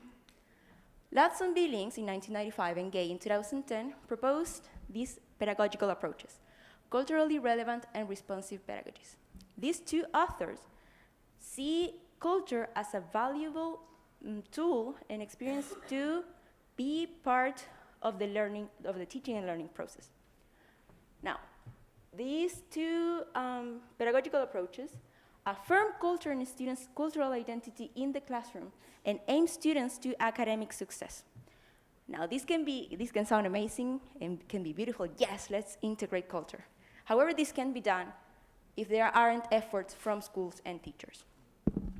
We're going to see later in a classmate's presentation how textbooks are one of the most traditional materials used in our country. And sometimes in schools, people tend to see the textbook from the Ministry of Education as a Bible. They use it as if it was the curricular guidelines. This has to change. Schools need to realize that even though textbooks from the Ministry of Education can be great resources for us as teachers to create our lesson plans, they cannot be everything. And backing up this material with other great ideas, such as mine, can be key for students to develop their academic process in different ways. And also efforts from the teachers. EFL teachers are the ones who decide what's going on in their classroom. And we as English foreign language teachers have the opportunity to do different things than, for example, the math teacher. We can connect our subject with students' experiences. And this is why we have to make the efforts for it. It's not going to happen magically. It's not like, for example, if we are learning about simple past and you ask your student, what happened yesterday? They're not going to tell you everything about, for example, something personal that happened to them. We need to integrate this, and it's a scaffolded process, okay? So that's why it requires efforts both from schools and teachers. Finally, the last concept of my research is culturally relevant literature. So this is a material that I will be exploring to develop my students' writing skills. Culturally relevant literature is a different type of literature. And what makes it different is the fact that it needs these three aspects. First, it needs to be authentic. Authentic means that it needs to stay as true to real events or real life as possible, okay? Portraying what actually happens in a culture.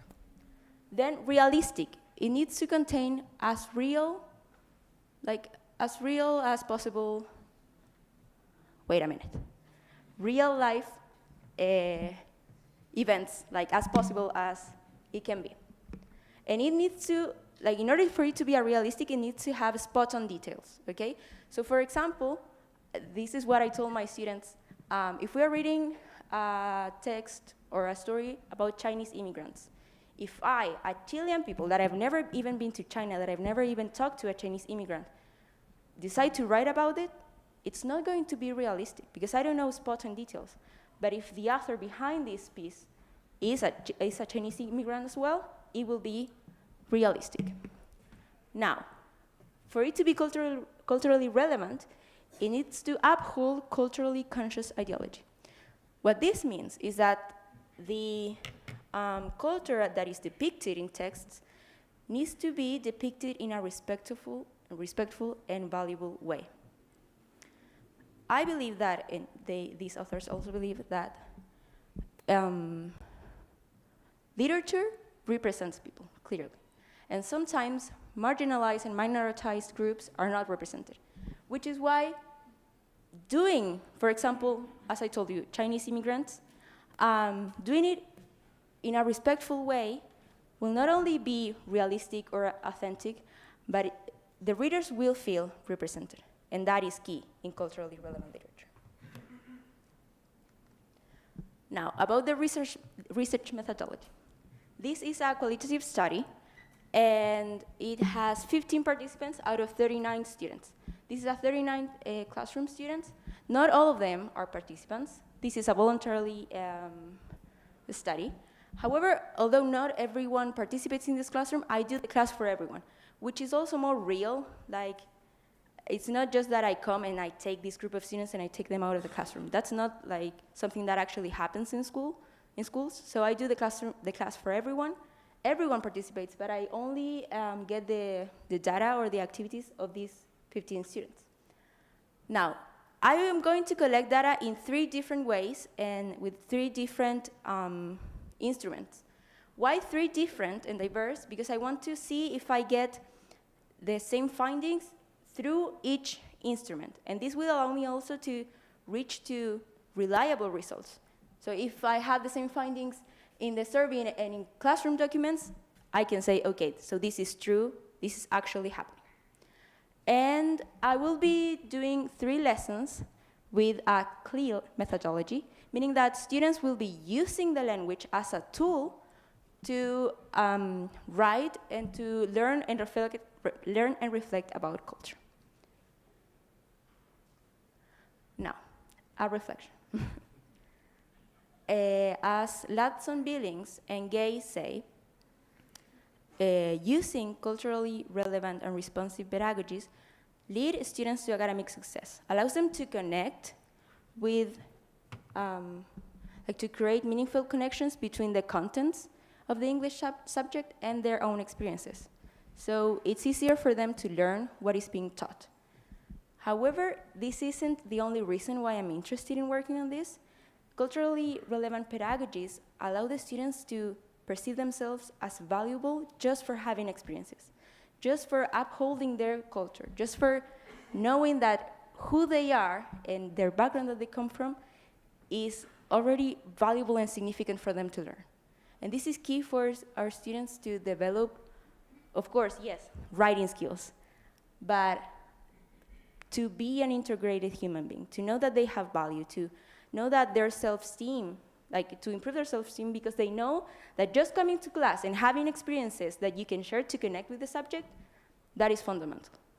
I hope you also think or found that culture is key for your students. We are always told that, yes, you have to integrate your students' interest in the classroom, but interest is not the same as culture. So I invite you all to reflect upon that and to start integrating culture in your classroom. Thank you very much.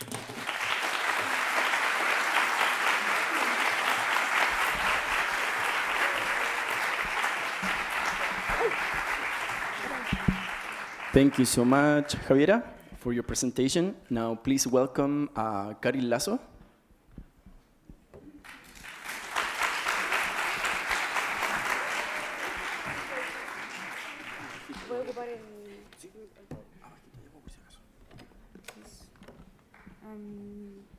Can you hear me? Okay, so first of all, good afternoon to you all. My name is Karin Lasso. I am currently doing my professional practicum whilst conducting an action research study that is titled Unveiling Gender Narratives, the Impact of Gender-Responsive Materials on 5th grade EFL learners. Although keep in mind that this title is subject to change as the study progresses. So here we have the agenda for this presentation. First, I will go over a brief introduction and contextualization for my study. Then I will go into the problem that I was able to identify at the school that I am attending, for them to look at the research questions and objectives that serve as a foundation for my action research, and the methodology that is essentially the data collection tools that I will be using to gather the data, and the process that I will be following to interpret and analyze the results.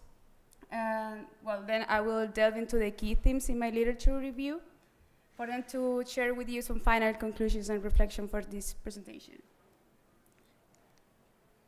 So a little bit of context. This action research place is taking place in a public rural school that is located in the rural area of Graneros, with most students coming from a rural background as well. This school serves students from kindergarten up to eighth grade, and it has a general social vulnerability index of 92%. And particularly the focus group in which this action research is taking place is a 5th grade of the school, which is composed of 37 students, although not all of them are the participants in this study. And this is the fifth grade, whose general performance of English in the English subject is rather low, as they struggle to recognize, identify, and make use of A1 level of vocabulary and grammar structures. And what motivated me into investigating and studying this field was the need for English language teaching materials that represent and portray the vast spectrum of gendered identities that are present in my classroom in this case. Because the problem that I was able to identify at my school was that at the very beginning of the school year, I noticed that my students tended to engage in gender policing behaviors, which is defined as the social process of enforcing cultural expectation for what is normal, feminine and masculine expression. And these students in particular engage in derogatory remarks targeting peers who didn't conform to traditional or what they learned to be the traditional gender stereotypes that during speaking activities in the English lessons. These behaviors that perpetuate strict gender norms have an effect on a student's self-expression, participation, and the overall learning experience. So these are my research questions that served as a guide and foundation for my study and what aspect I want to look at during this action research project. And the first one is, what are the perceptions of 5th grade students regarding the use of gender-responsive materials to foster participation and self-expression in speaking activities? And the second is, how does the use of these materials that challenge gender traditional norms promote the construction of alternative gender narratives through TVLT or task-based language teaching in this particular EFL classroom? And to answer these questions, I have designed the following research objectives, which the general one is to examine the perceptions and attitudes of 5th grade EFL learners towards the use of these new materials whilst using TVLT in the classroom. And the specific objectives aimed at identifying the significance of integrating these materials, to analyze the perceptions and attitudes of these students toward the use of these materials and TVLT, and finally to determine the advantages and disadvantages of combining gender-responsive materials and task-based language teaching. The methodology that will be employed during this action research study involves 3 intervention lessons that are divided that contemplate using gender-responsive materials whilst conducting task-based language teaching approach. I will conduct a pre-intervention survey to the students to gather information about their preconceptions and perceptions about gender stereotypes and their overall learning experience in the English classroom, for them to be contrasted with a post-intervention survey. I will conduct classroom intervention forums to seek for the general dynamics in the classroom. Semi-structured interviews to gain a deeper insight into my students' perceptions of the implementation of these new materials. And finally, I will do a visual narrative analysis of this, of the lesson artifacts that mainly involve posters, worksheets, and drawings.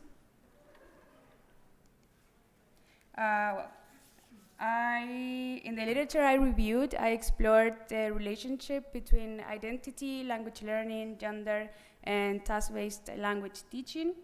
More specifically in the context of the Chilean EFL classroom, English as a foreign language classroom. And the chapter is organized into these 3 sections, each addressing one of the specific aspects that I just mentioned. The first is gender and identity in the EFL classroom. The second, gender-responsive materials. And the third, task-based language teaching as a means to promote participation in the classroom. So first, here in Gender and Identity in the EFL classroom, I explore the interconnectedness of language learning and identity. Well, here it's important to emphasize that the EFL classroom is not just a space for acquiring language skills, but also a context where learners negotiate their identities in quite complex ways. Here I cite Norton's concept of investment, that it means that language learners commit to learning a language based on their hopes for their own future and their imagined identities. Here it is imperative that we acknowledge the impact of external social factors such as social class, race, and gender, and religion, and identity formation in the language classroom. For a brief definition of gender, I draw on Judith Butler's conceptualization and notion of gender, which they define as a dynamic characteristics of one's identity that is performed in response to socially constructed norms, expectations, and power relations. This seminal author points out that gender is not a fixed trait, but rather a performative aspects of one's identity that is influenced by these societal norms. Here in this section, I also discuss how English language teachers can indeed address gender in their own classrooms, and these approaches involve topic management, curricular innovations, and classroom management. It is also important to mention that the Chilean institutional documents predominantly address gender inequality and equality, but with very limited explicit mention of gender as a social categorization or phenomenon. In the third subsection in this section, which is called Gender Identities in the Chilean Classroom, I do a kind of a state of the art, and I trace back the history of gender-related discussions in the Chilean context. Like, for example, it started in the 80s, and the subsequent development of policies and regulations that had aimed at recognizing and protecting gender and sexual diversities and identities. It is important here to mention also that the Chilean Ministry of Education has indeed published regulations and guidelines that address genderqueer needs and protect the rights of transgender individuals. These documents emphasize on the need of creating safe and inclusive learning environment for all students, regardless of their gender expression or identity. Gender-responsive materials, which is the core of this study. First, I introduced the concept of queer in the classroom, which is presented as the need to challenge traditional gender norms, as well as binary understandings of gender and sexuality in the classroom. The aim here is to create safe and affirming spaces for all learners, again. And the ultimate goal is to engage students in critical discussions about gender identities so as to challenge these heteronormative discourses that may be present in the current educational materials. And gender-responsive materials in particular, and to develop them, first, we need to understand or to know what do we understand by pedagogical materials. And for Tomlinson, pedagogical materials is a term that involves the process of creating and utilizing language learning materials with the aim of ensuring effective integration. And having this in mind, and if our goal is to create gender-responsive materials that challenge these rigid gender stereotypes, Norton and Pavlenko suggest that educators should promote transformative learning experiences that involve reading reflection, personal storytelling, journal writing, and discussing scenarios, because in this way, learners may position themselves in larger social contexts. Task-based language teaching, enhancing participation. This is a chosen approach to conduct this research whilst using gender-responsive materials, because task-based language teaching, or TBLT, is an approach that prioritizes meaningful and purposeful language tasks as a central unit of instruction or language instruction. And TVLT emphasizes authentic communication, fluency over accuracy, and the integration of the foreign language skills. Well, this approach does align with the Chilean national curriculum for the English subject because it follows the framework of the communicative language teaching approach. And the final subsection for this literature review is called Task-Based Language Teaching and Speaking Skills Development as a Tool for Promoting Gender-Inclusive Language Learning and or Teaching Practice. Well, this subsection highlights the developing of the speaking skills whilst acknowledging the different challenges that we may face in the classroom, such as the limited exposure to the target language and language anxiety. Well, TVLT is then presented as an effective approach for enhancing speaking skills by providing students with more opportunities to get on with practice and meaningful practice with the language. Well, it is also suggested that TVLT, when combined with gender-responsive materials, has the potential to empower students to engage in critical discussions and nuance and contextualize appropriate communication that goes beyond linguistic and cultural boundaries. So as a final reflection, I will share with you the possible outcomes that I hope to gather with this research. And I hope that this example of integrating gender-responsive materials contributes with educators and teachers of English mainly with the experience of using gender-responsive materials in my field classroom, and I hope that teachers who hope to challenge and subvert traditional gender norms that we know that are detrimental to our education and to our society in general can take this element from my experience.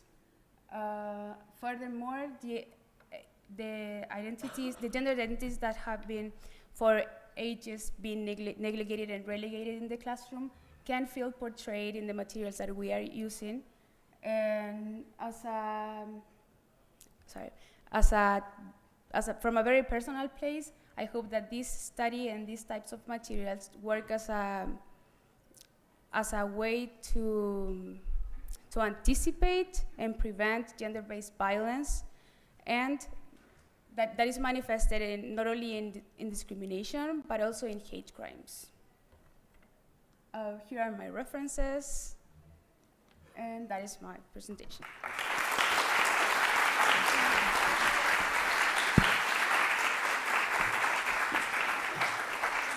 Thank you, Karin. Now, Matthias, it's your turn. Please welcome Matthias.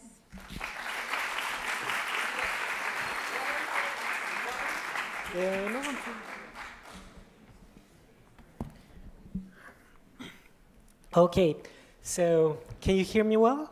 Yes? Okay, great. So welcome everyone to my presentation on my action research. This is an action research that I conducted in 2021, and it's titled Exploring the Impact of the Use of Multicultural Materials in the EFL Classroom. So, just as a short overview of today's agenda, I'll start by going through an introduction of my study, the statement of the problem I encountered in my classroom, a bit of theoretical framework, then I'll talk about the research design, the findings, and we'll have a short discussion and conclusion, okay? So, do you know the town of Rosario? Someone knows the town of Rosario? Yes, so this action research was carried out in the town of Rosario in a school called Colegio Manuel Francisco Correa, okay? I had the participation of 6 students of 9th grade. 9th grade would be like primero medio. And the participants had a low proficiency in English, okay? I also asked for the participation of the teacher of English to gather his perceptions on the students and their proficiency and their attitudes in the classroom.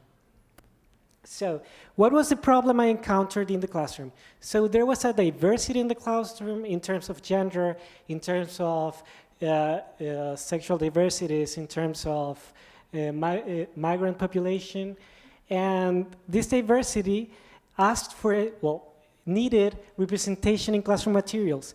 As teachers, we often use the materials from the textbooks, from the ministry, and this representation didn't take place in this classroom, okay? So, This also has relation to the works of Egea in 2017 on how educational systems often assimilate students to a mainstream to fit the educational system's goals. Okay, this happens everywhere because we are part of a system that assimilates students to achieve the goals imposed by the curriculum. Okay, so we had this diversity in the classroom, and I believed it was necessary to foster a sense of belonging.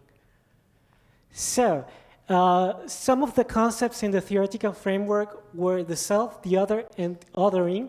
The self and the other is the process in which we construct our identities as a group and create discourses to other people. Okay, I don't know if you follow my idea, but there are discourses about migrant population, about sexual diversities, about original peoples that lead to political judgments of superiority and inferiority between us and them. And that's the process called othering, okay?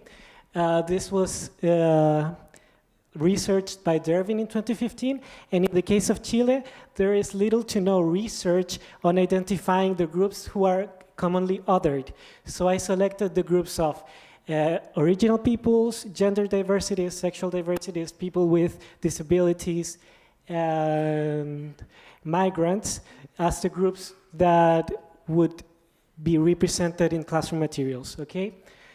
What is multicultural education and multicultural materials? So there are different perspectives on multiculturality, and in the case of the US, multicultural education aims at changing the structures of educational systems to provide equal opportunities to all, okay? Here in Chile, we know it a bit like intercultural education, okay? This was the definition by Banks and McGee-Banks in 2016. And yeah, what about representation in the EFL classroom? So when we construct our identities, we need to see ourselves represented in classroom materials, okay? If we don't see ourselves represented in the materials, they are not significant because it's like, why are they talking about John in New York? I am here, I'm Matias, and I'm in Rancagua. It's like you need to see your own identity represented in classroom materials. This was explored by Caswell et al. In 2016. And when you see yourself represented in the materials, you foster a sense of belonging, okay? Critical cultural awareness it was explored by Lerm in 2002. And it may be defined as a framework for philosophical, political, and educational, pedagogical attitudes to explore the issues of culture, okay? And what is a democratic EFL classroom? A democratic EFL classroom is a classroom that considers the opinions of learners in their decisions. So, for this research, I had three main research questions, okay? The first one was, what is the impact of the use of multicultural materials in students' attitudes in the EFL classroom? What are students' perceptions on the use of multicultural materials? And what is the impact of the materials on students' othering practices in the classroom? If they were able to participate or include other people from the groups who are othered in the classroom and reduce discrimination and prejudices, okay? This action research mainly focused on the inclusion of people and how it helps develop intercultural competence rather than on developing linguistic skills on English as a foreign language, okay?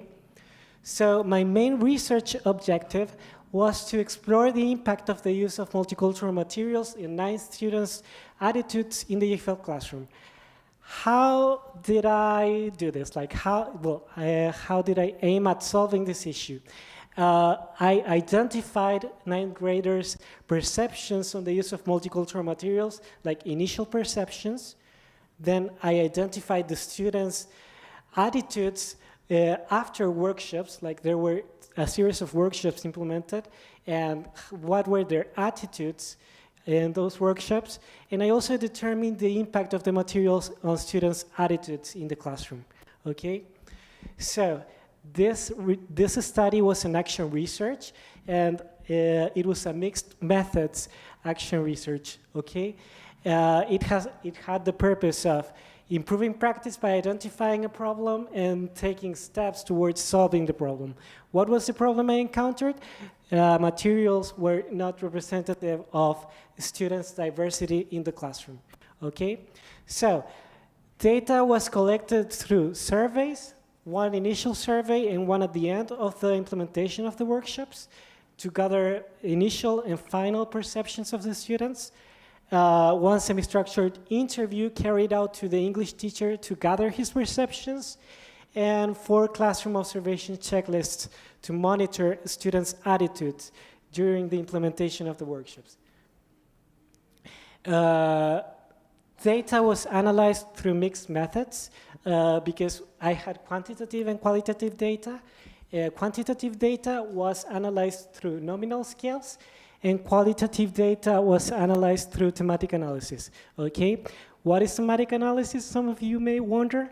Thematic analysis includes assembling data, coding it, comparing the data, building means and interpretations, and finally reporting the outcomes, which are what we are here for. Okay, so we're going to check the findings.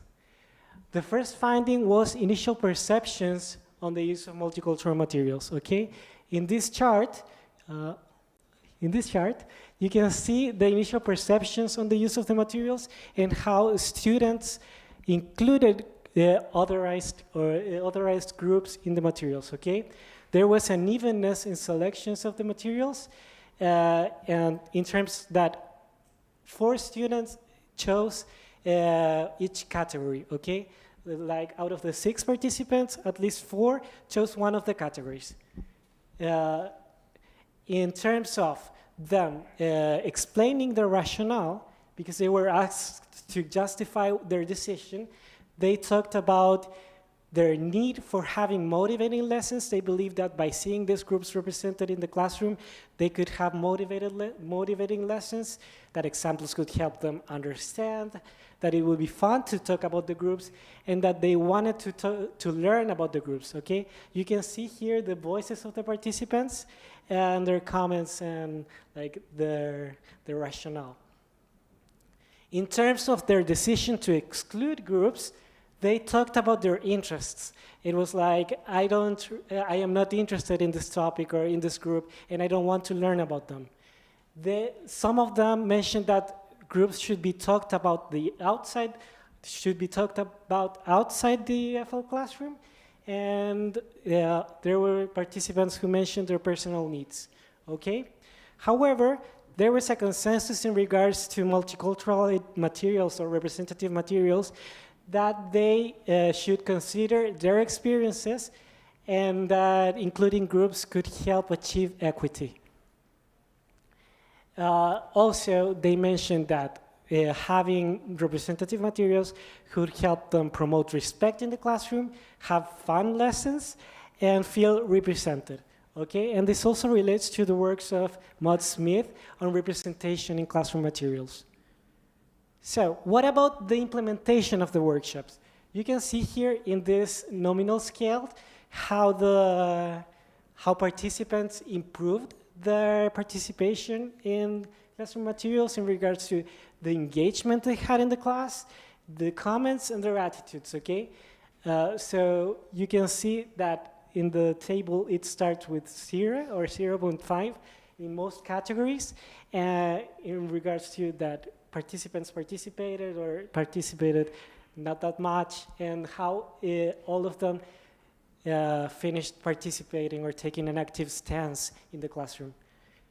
So, in regards to the workshops, the first workshop was related to gender stereotypes in education, and participants revealed a critical positionality on some topics, such as making comments on gender stereotypes, or having not enough knowledge about some topics. They revealed that some topics were dealt outside the FL classroom, thus it was a taboo and they didn't have knowledge about it.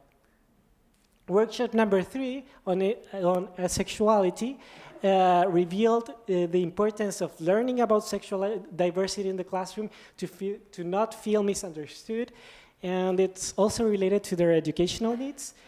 And in workshop number 4, they showed an appreciation towards their ancestral roots, okay? And the 4th workshop was about Chile's indigenous peoples, okay? So, after the implementation of the workshop, there was a change in perceptions from the participants towards the use of multicultural materials, or like, if I make myself clearer, towards the inclusion of other groups in the classroom, okay? As you can see in this chart, and you compare it to the first one, more students decided to include groups than in the chart that we saw before, okay?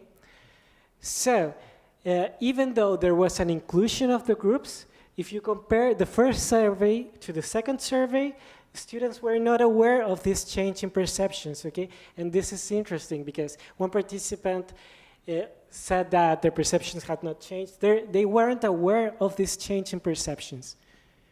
And in regards to the reasons why they decided to include the groups, they said that including the groups could help them improve communication between them, and that it was important for them to learn about the groups, and also that it helped promote participation.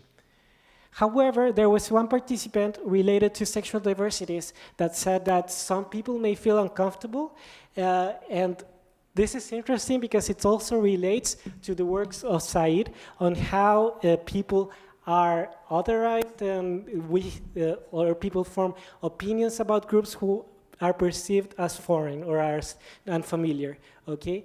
However, if you relate this to the findings of the workshops, you can see that students had educational needs in regards to sexual diversities and learning about that and not feeling misunderstood. So I believe that it's an important finding to take into consideration. Finally, I also gathered the ninth grade English teacher's perceptions on the use of multicultural materials. He talked about not having enough time for students, that there were curricular expectations, and that he felt like he needed to be tough with students for them to deliver in the classroom, okay? And this also has a lot of relation to what happens in our educational system and how teachers are often constrained, or are mostly constrained by the system to achieve curricular expectations, and sometimes they don't have enough time to implement new materials, or well, there is like a lot of aparataje estatal that works against teachers in that manner, in the manner of innovating.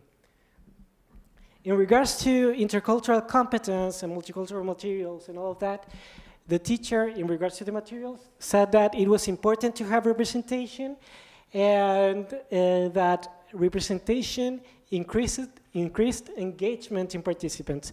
However, and this is something interesting, was that he did not seem to reflect on the use of multicultural materials, even though he was asked explicitly on the issue or on intercultural competence. This may reveal a gap in knowledge of teachers regarding intercultural competence.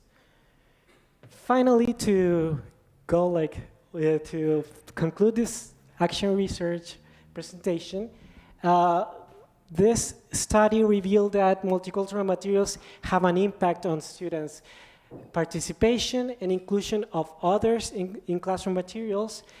And participants of the study believed that the use of multicultural materials helps them get motivated to learn because materials are representative of their learning experiences, interests, and needs. Okay, this also relates to the works of these authors, that if you want to delve deeper into that, then we can check the references, okay?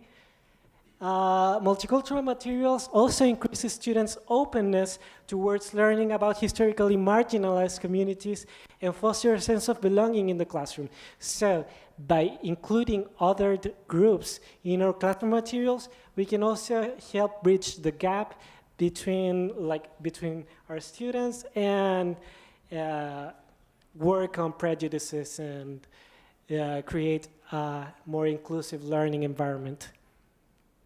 Findings of this action research reveal that the use of multicultural materials in the classroom have an impact in different aspects of students' learning, okay?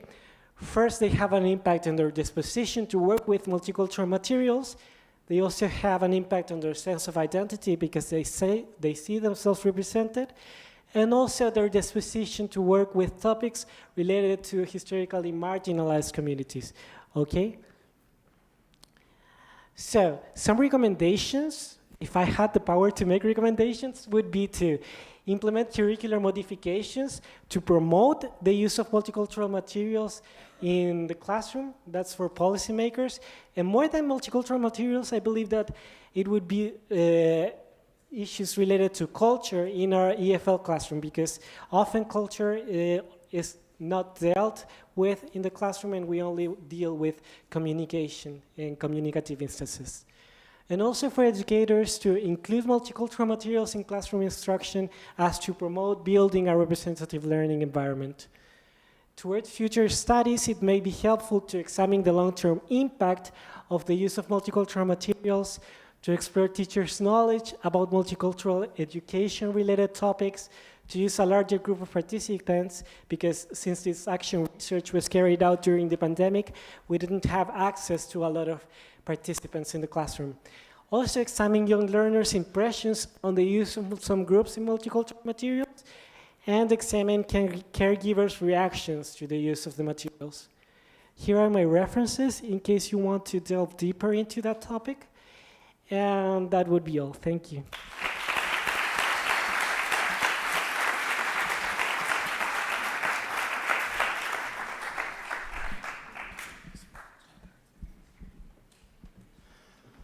Thank you, Matias. We now welcome Ariel Roman, please.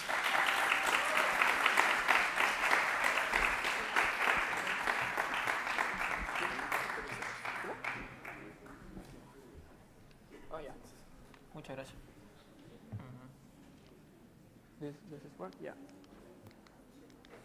Oh, wait, sorry. Okay. Good afternoon, right? Yes. Okay. Good afternoon, fellow classmates, future colleagues, professors, and everyone that is involved in this this wonderful activity. My name is Ariel Roman. And I'm here to introduce my action research, that is titled "The Use of Contextualized Materials in the Chilean EFL Classroom, Fostering Meaningful Learning in a 9th Grade Class." Okay, to begin with, it's a question for you. This is my reaction when the teacher said, "Open the English book on page 14," because honestly, back in the day, it was like 2009. It was like in 9th grade.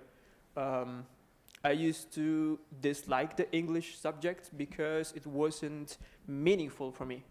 I didn't have a lot of passion towards the subject, even though I did particularly well, and that enabled me for future opportunities, to go abroad and also to develop my my English speaking skills. Did you feel that way when you were a student in high school? Yes? Okay, good. Now, this is the agenda. These are, first of all, I'm going to talk about the motivations for this research, the context of this research, then the theoretical framework. Yeah, I made a mistake there. First of all, the research questions and objectives, then the theoretical framework, then some examples of implementations, what I've been doing so far, and finally some reflections. First of all, the motivations for this research discuss the use of EFL textbooks. Are these textbooks authentic regarding, for example, some editorials or enterprises that work with the production of English textbooks? How can we adapt those textbooks to our own teaching context? and to include that context into our EFL lessons, and to discuss some missed opportunities towards locally designed and relevant content for our lessons. Now, I'm going to talk about the context of this research. First of all, the research problem is how contextualized activities can improve students' performance in the EFL class, and how this type of material can foster meaningful learning in the classroom. The classroom is 9th grade, located in a subsidized school in Rengo, O'Higgins region, and it is composed by 30 students. There are 17 women and 30 men. Their interests are varied regarding their free time activities, their musical and movie or TV series tastes, what they watch on TV, what they watch on Netflix or YouTube, and the sports they practice and the hobbies they like to do. Now, the research question is, to what extent does the use of contextualized material can foster meaningful learning on a 9th grade classroom, EFL classroom, on a subsidized school in Rengo? Now, for this, to answer these questions, I have set a general objective and some specific objectives. First of all, to explore to what extent the use of contextualized material can foster meaningful learning on a 9th grade subsidized EFL classroom in Rengo. Then, for specific subjects, I stated to identify the 9th graders' perceptions on the use of contextualized material in the EFL classroom, then to describe their perceptions on the use of contextualized material, and finally, to determine the advantages and disadvantages that using contextualized material can carry.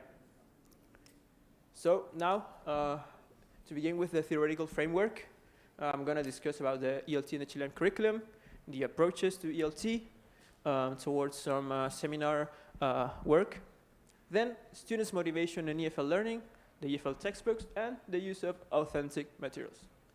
To begin with, the English in the Chilean curriculum, we all know that we all been taught this in college, that the EFL learning is in the Chilean classrooms are focused towards communicative competence, right? So we need to produce we need to finish our classes with some activity that enables our students to produce, right? Then, however, Chilean classrooms, Chilean lessons are mostly focused on repetition, on the use of grammar structures. I sometimes have made maybe the mistake on focusing only on grammar during my classes, and I need to improve on that. And also in those lessons, learners can find that sometimes instruction in a foreign language can be unrealistic, as for example, the previous presentation discussed that the use of John from New York is sometimes so far away from the context that we are immersed in. So, and also it can be like boring, non-significant, and thus that's the reason why I said, the picture in the second slide. Then, the approaches on to English language teaching, ELT.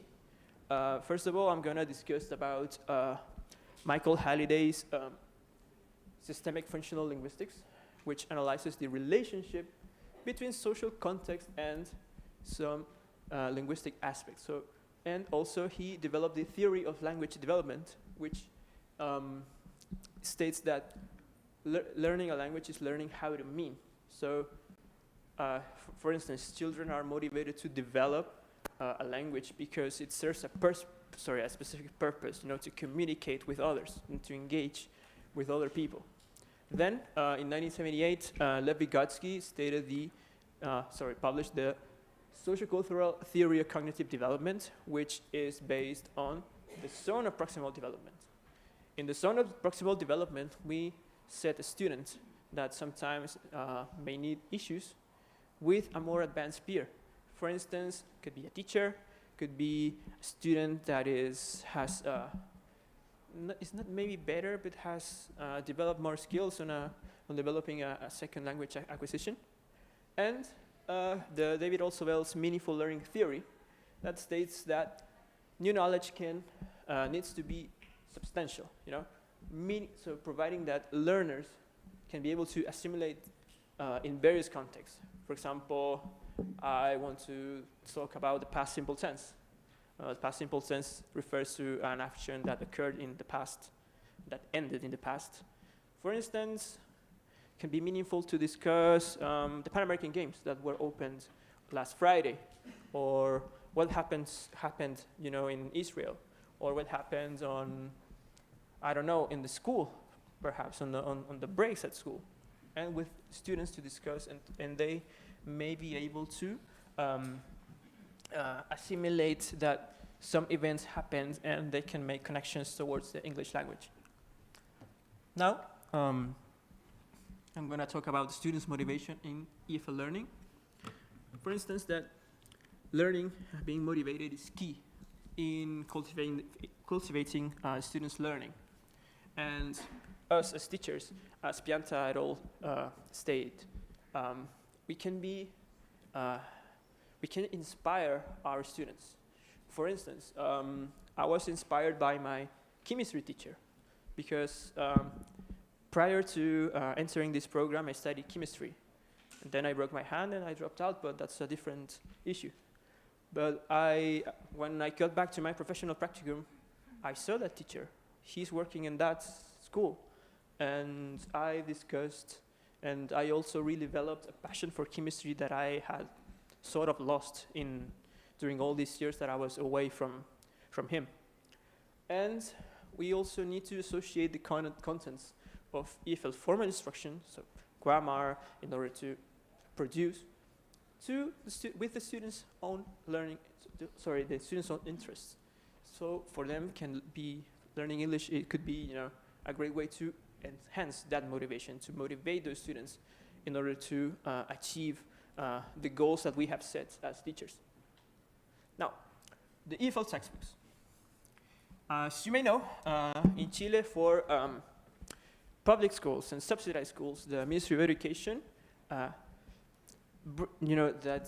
they give the schools, their textbooks can be chemistry, science, English, Spanish, maths, so on and so forth. And in several occasions, that EFL textbooks may be carrying biased ideas towards cultural elements of other English-speaking countries. And this is something that happened to me actually when I went to New Zealand. I studied there in New Zealand, and I got back to Chile and saying, oh, New Zealand's way better. Oh, we have, better classrooms, we have better the infrastructure in New Zealand. And nowadays, with all the knowledge that I've been gathering, I find that wrong, because we need to use what we have at our disposal in order to teach our students. And finally, textbooks can help teachers, on a positive note, with activities that are already planned, because as teachers we have a busy schedule, having like 40 hours to work, and then sometimes we are and we need to do other things that belong to our personal lives. And to avoid those issues with planning, okay, we have the textbooks, and we can adapt them, we can use the content that is already there in order to work with our students. And the use of authentic materials, these authentic materials are designed, as Herod states, to imitate real life situations.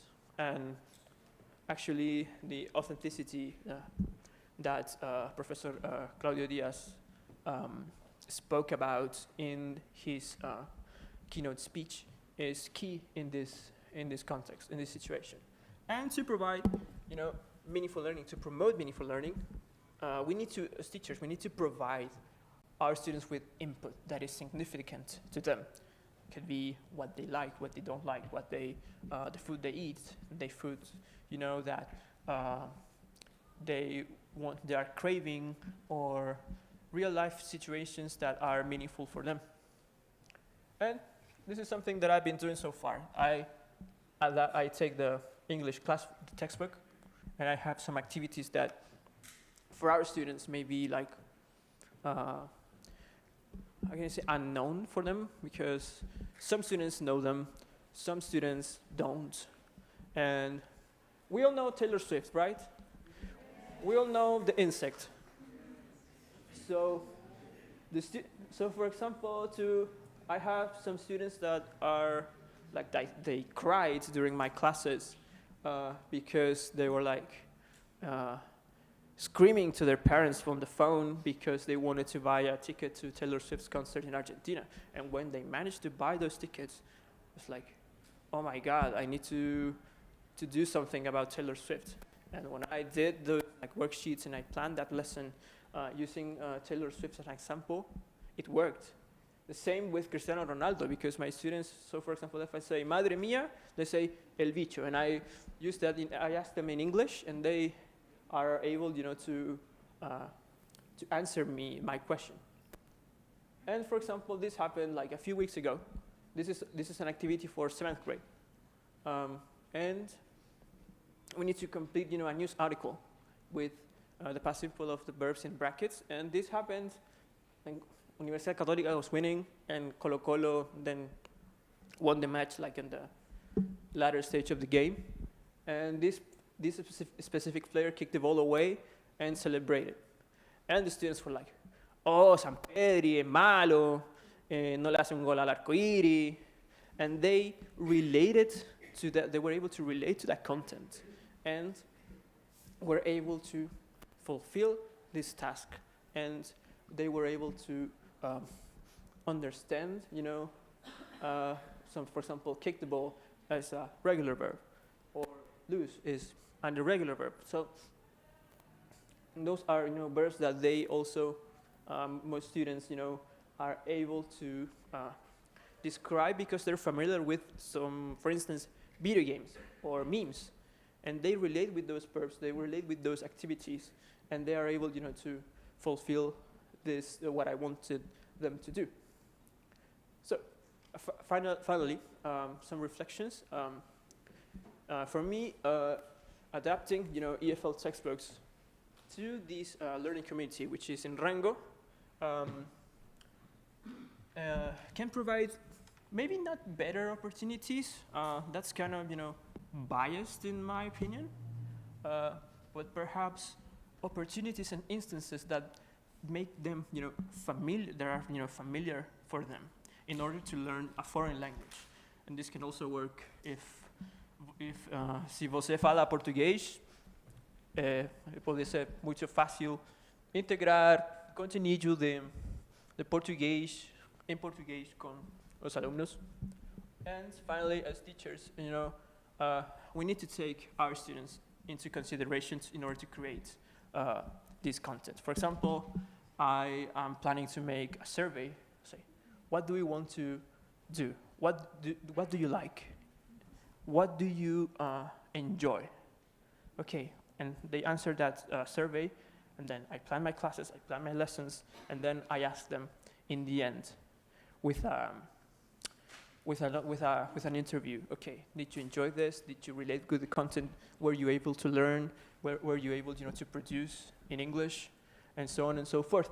So, for me, my students are a key aspect in our classroom, and we don't need to come and to pass a bulldozer through the classroom and okay, I teach what I want to teach, and the students may feel unfamiliar with the content. No, our students for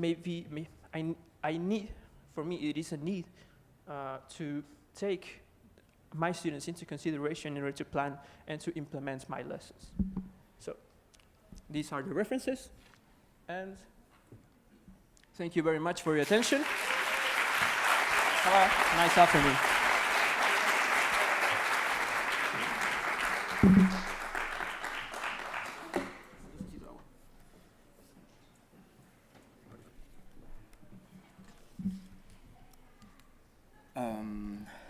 Each presentation has added depth and meaning to our discussions, inspired us all to think critically and creatively. So now we have some time for questions. can raise your hand.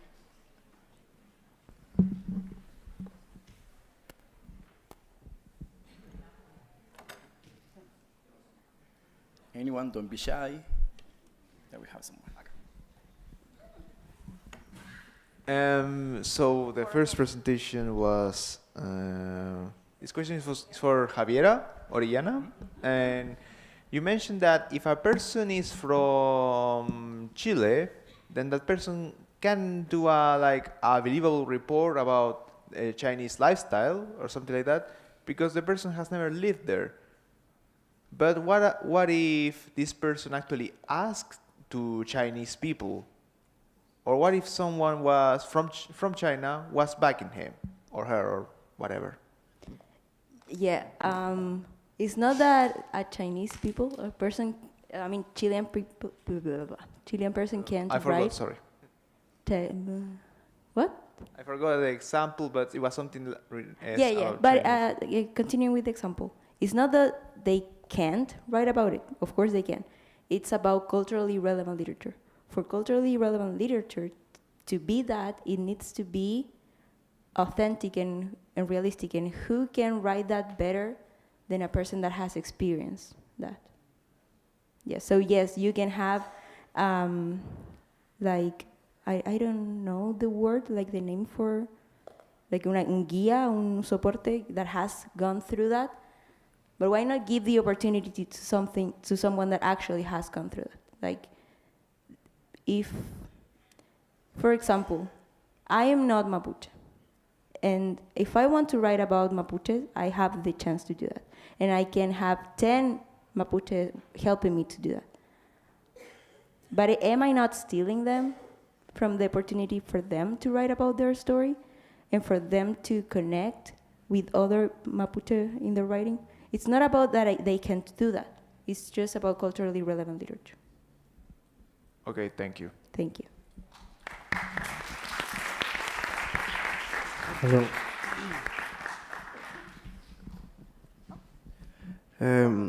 The last presentation talked about something important, but I have a question. How can we relate with our students and to do not feel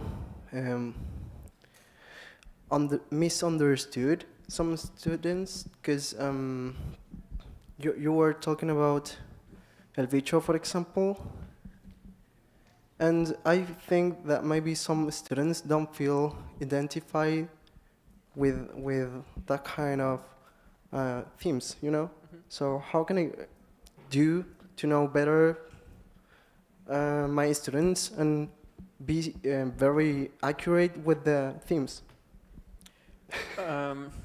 It's all about taking your time to get to know your students. For me, it took a long time, took 2 months, 3 months, in order to get to know them and to provide them with, content that could be meaningful for them. And for instance, I had some students that were doing like the su thing, the scream that Cristiano does. And okay, how come I use, a plan, a lesson about Cristiano Ronaldo, a worksheet, or, an activity that is based on him. And it could be a lesson, towards, video games or issues that, future plans for them. What do they want to become in the future?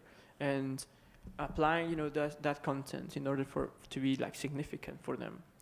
It also enables ourselves as teachers to get to know our students, but also sometimes a classroom may be, divided, or some students, they don't talk to each other that much. Okay, they can get to know each other as well.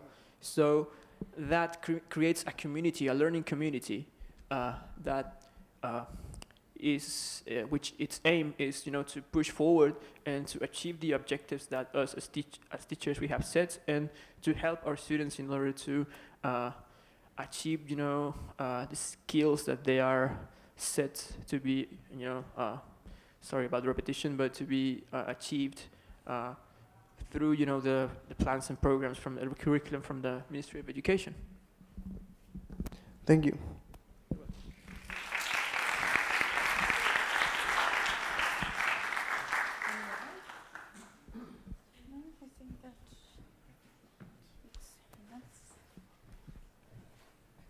Yep, okay.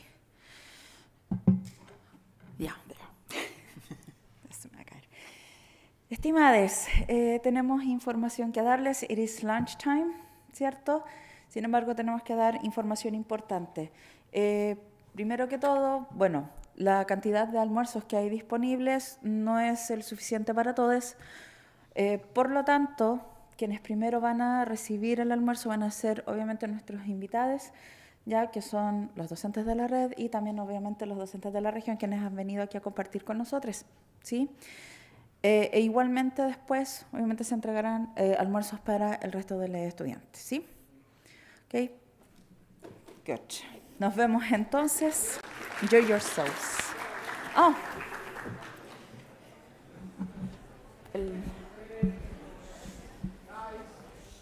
Hold a sec. No, igual estaba funcionando. No, acá, entonces aquí. Ahí sí. Bueno, primero, disculpas correspondientes. Ustedes saben que somos una universidad estatal. ¿Ya? Entonces, hay recursos, pero a veces no alcanzan. Ahora, a las 3 de la tarde, Sí, programa, 3 de la vamos a tarde por el tener el workshop del profesor Patricio Arce del Colegio Musa, es un docente destacado de la región. Ya, así es que por favor quedan cordialmente invitados, invitadas para que asistan a su presentación. El año pasado deslumbró con su workshop, así que esperamos lo mismo en esta oportunidad. ¿Ya? Ok, have fun and see you later.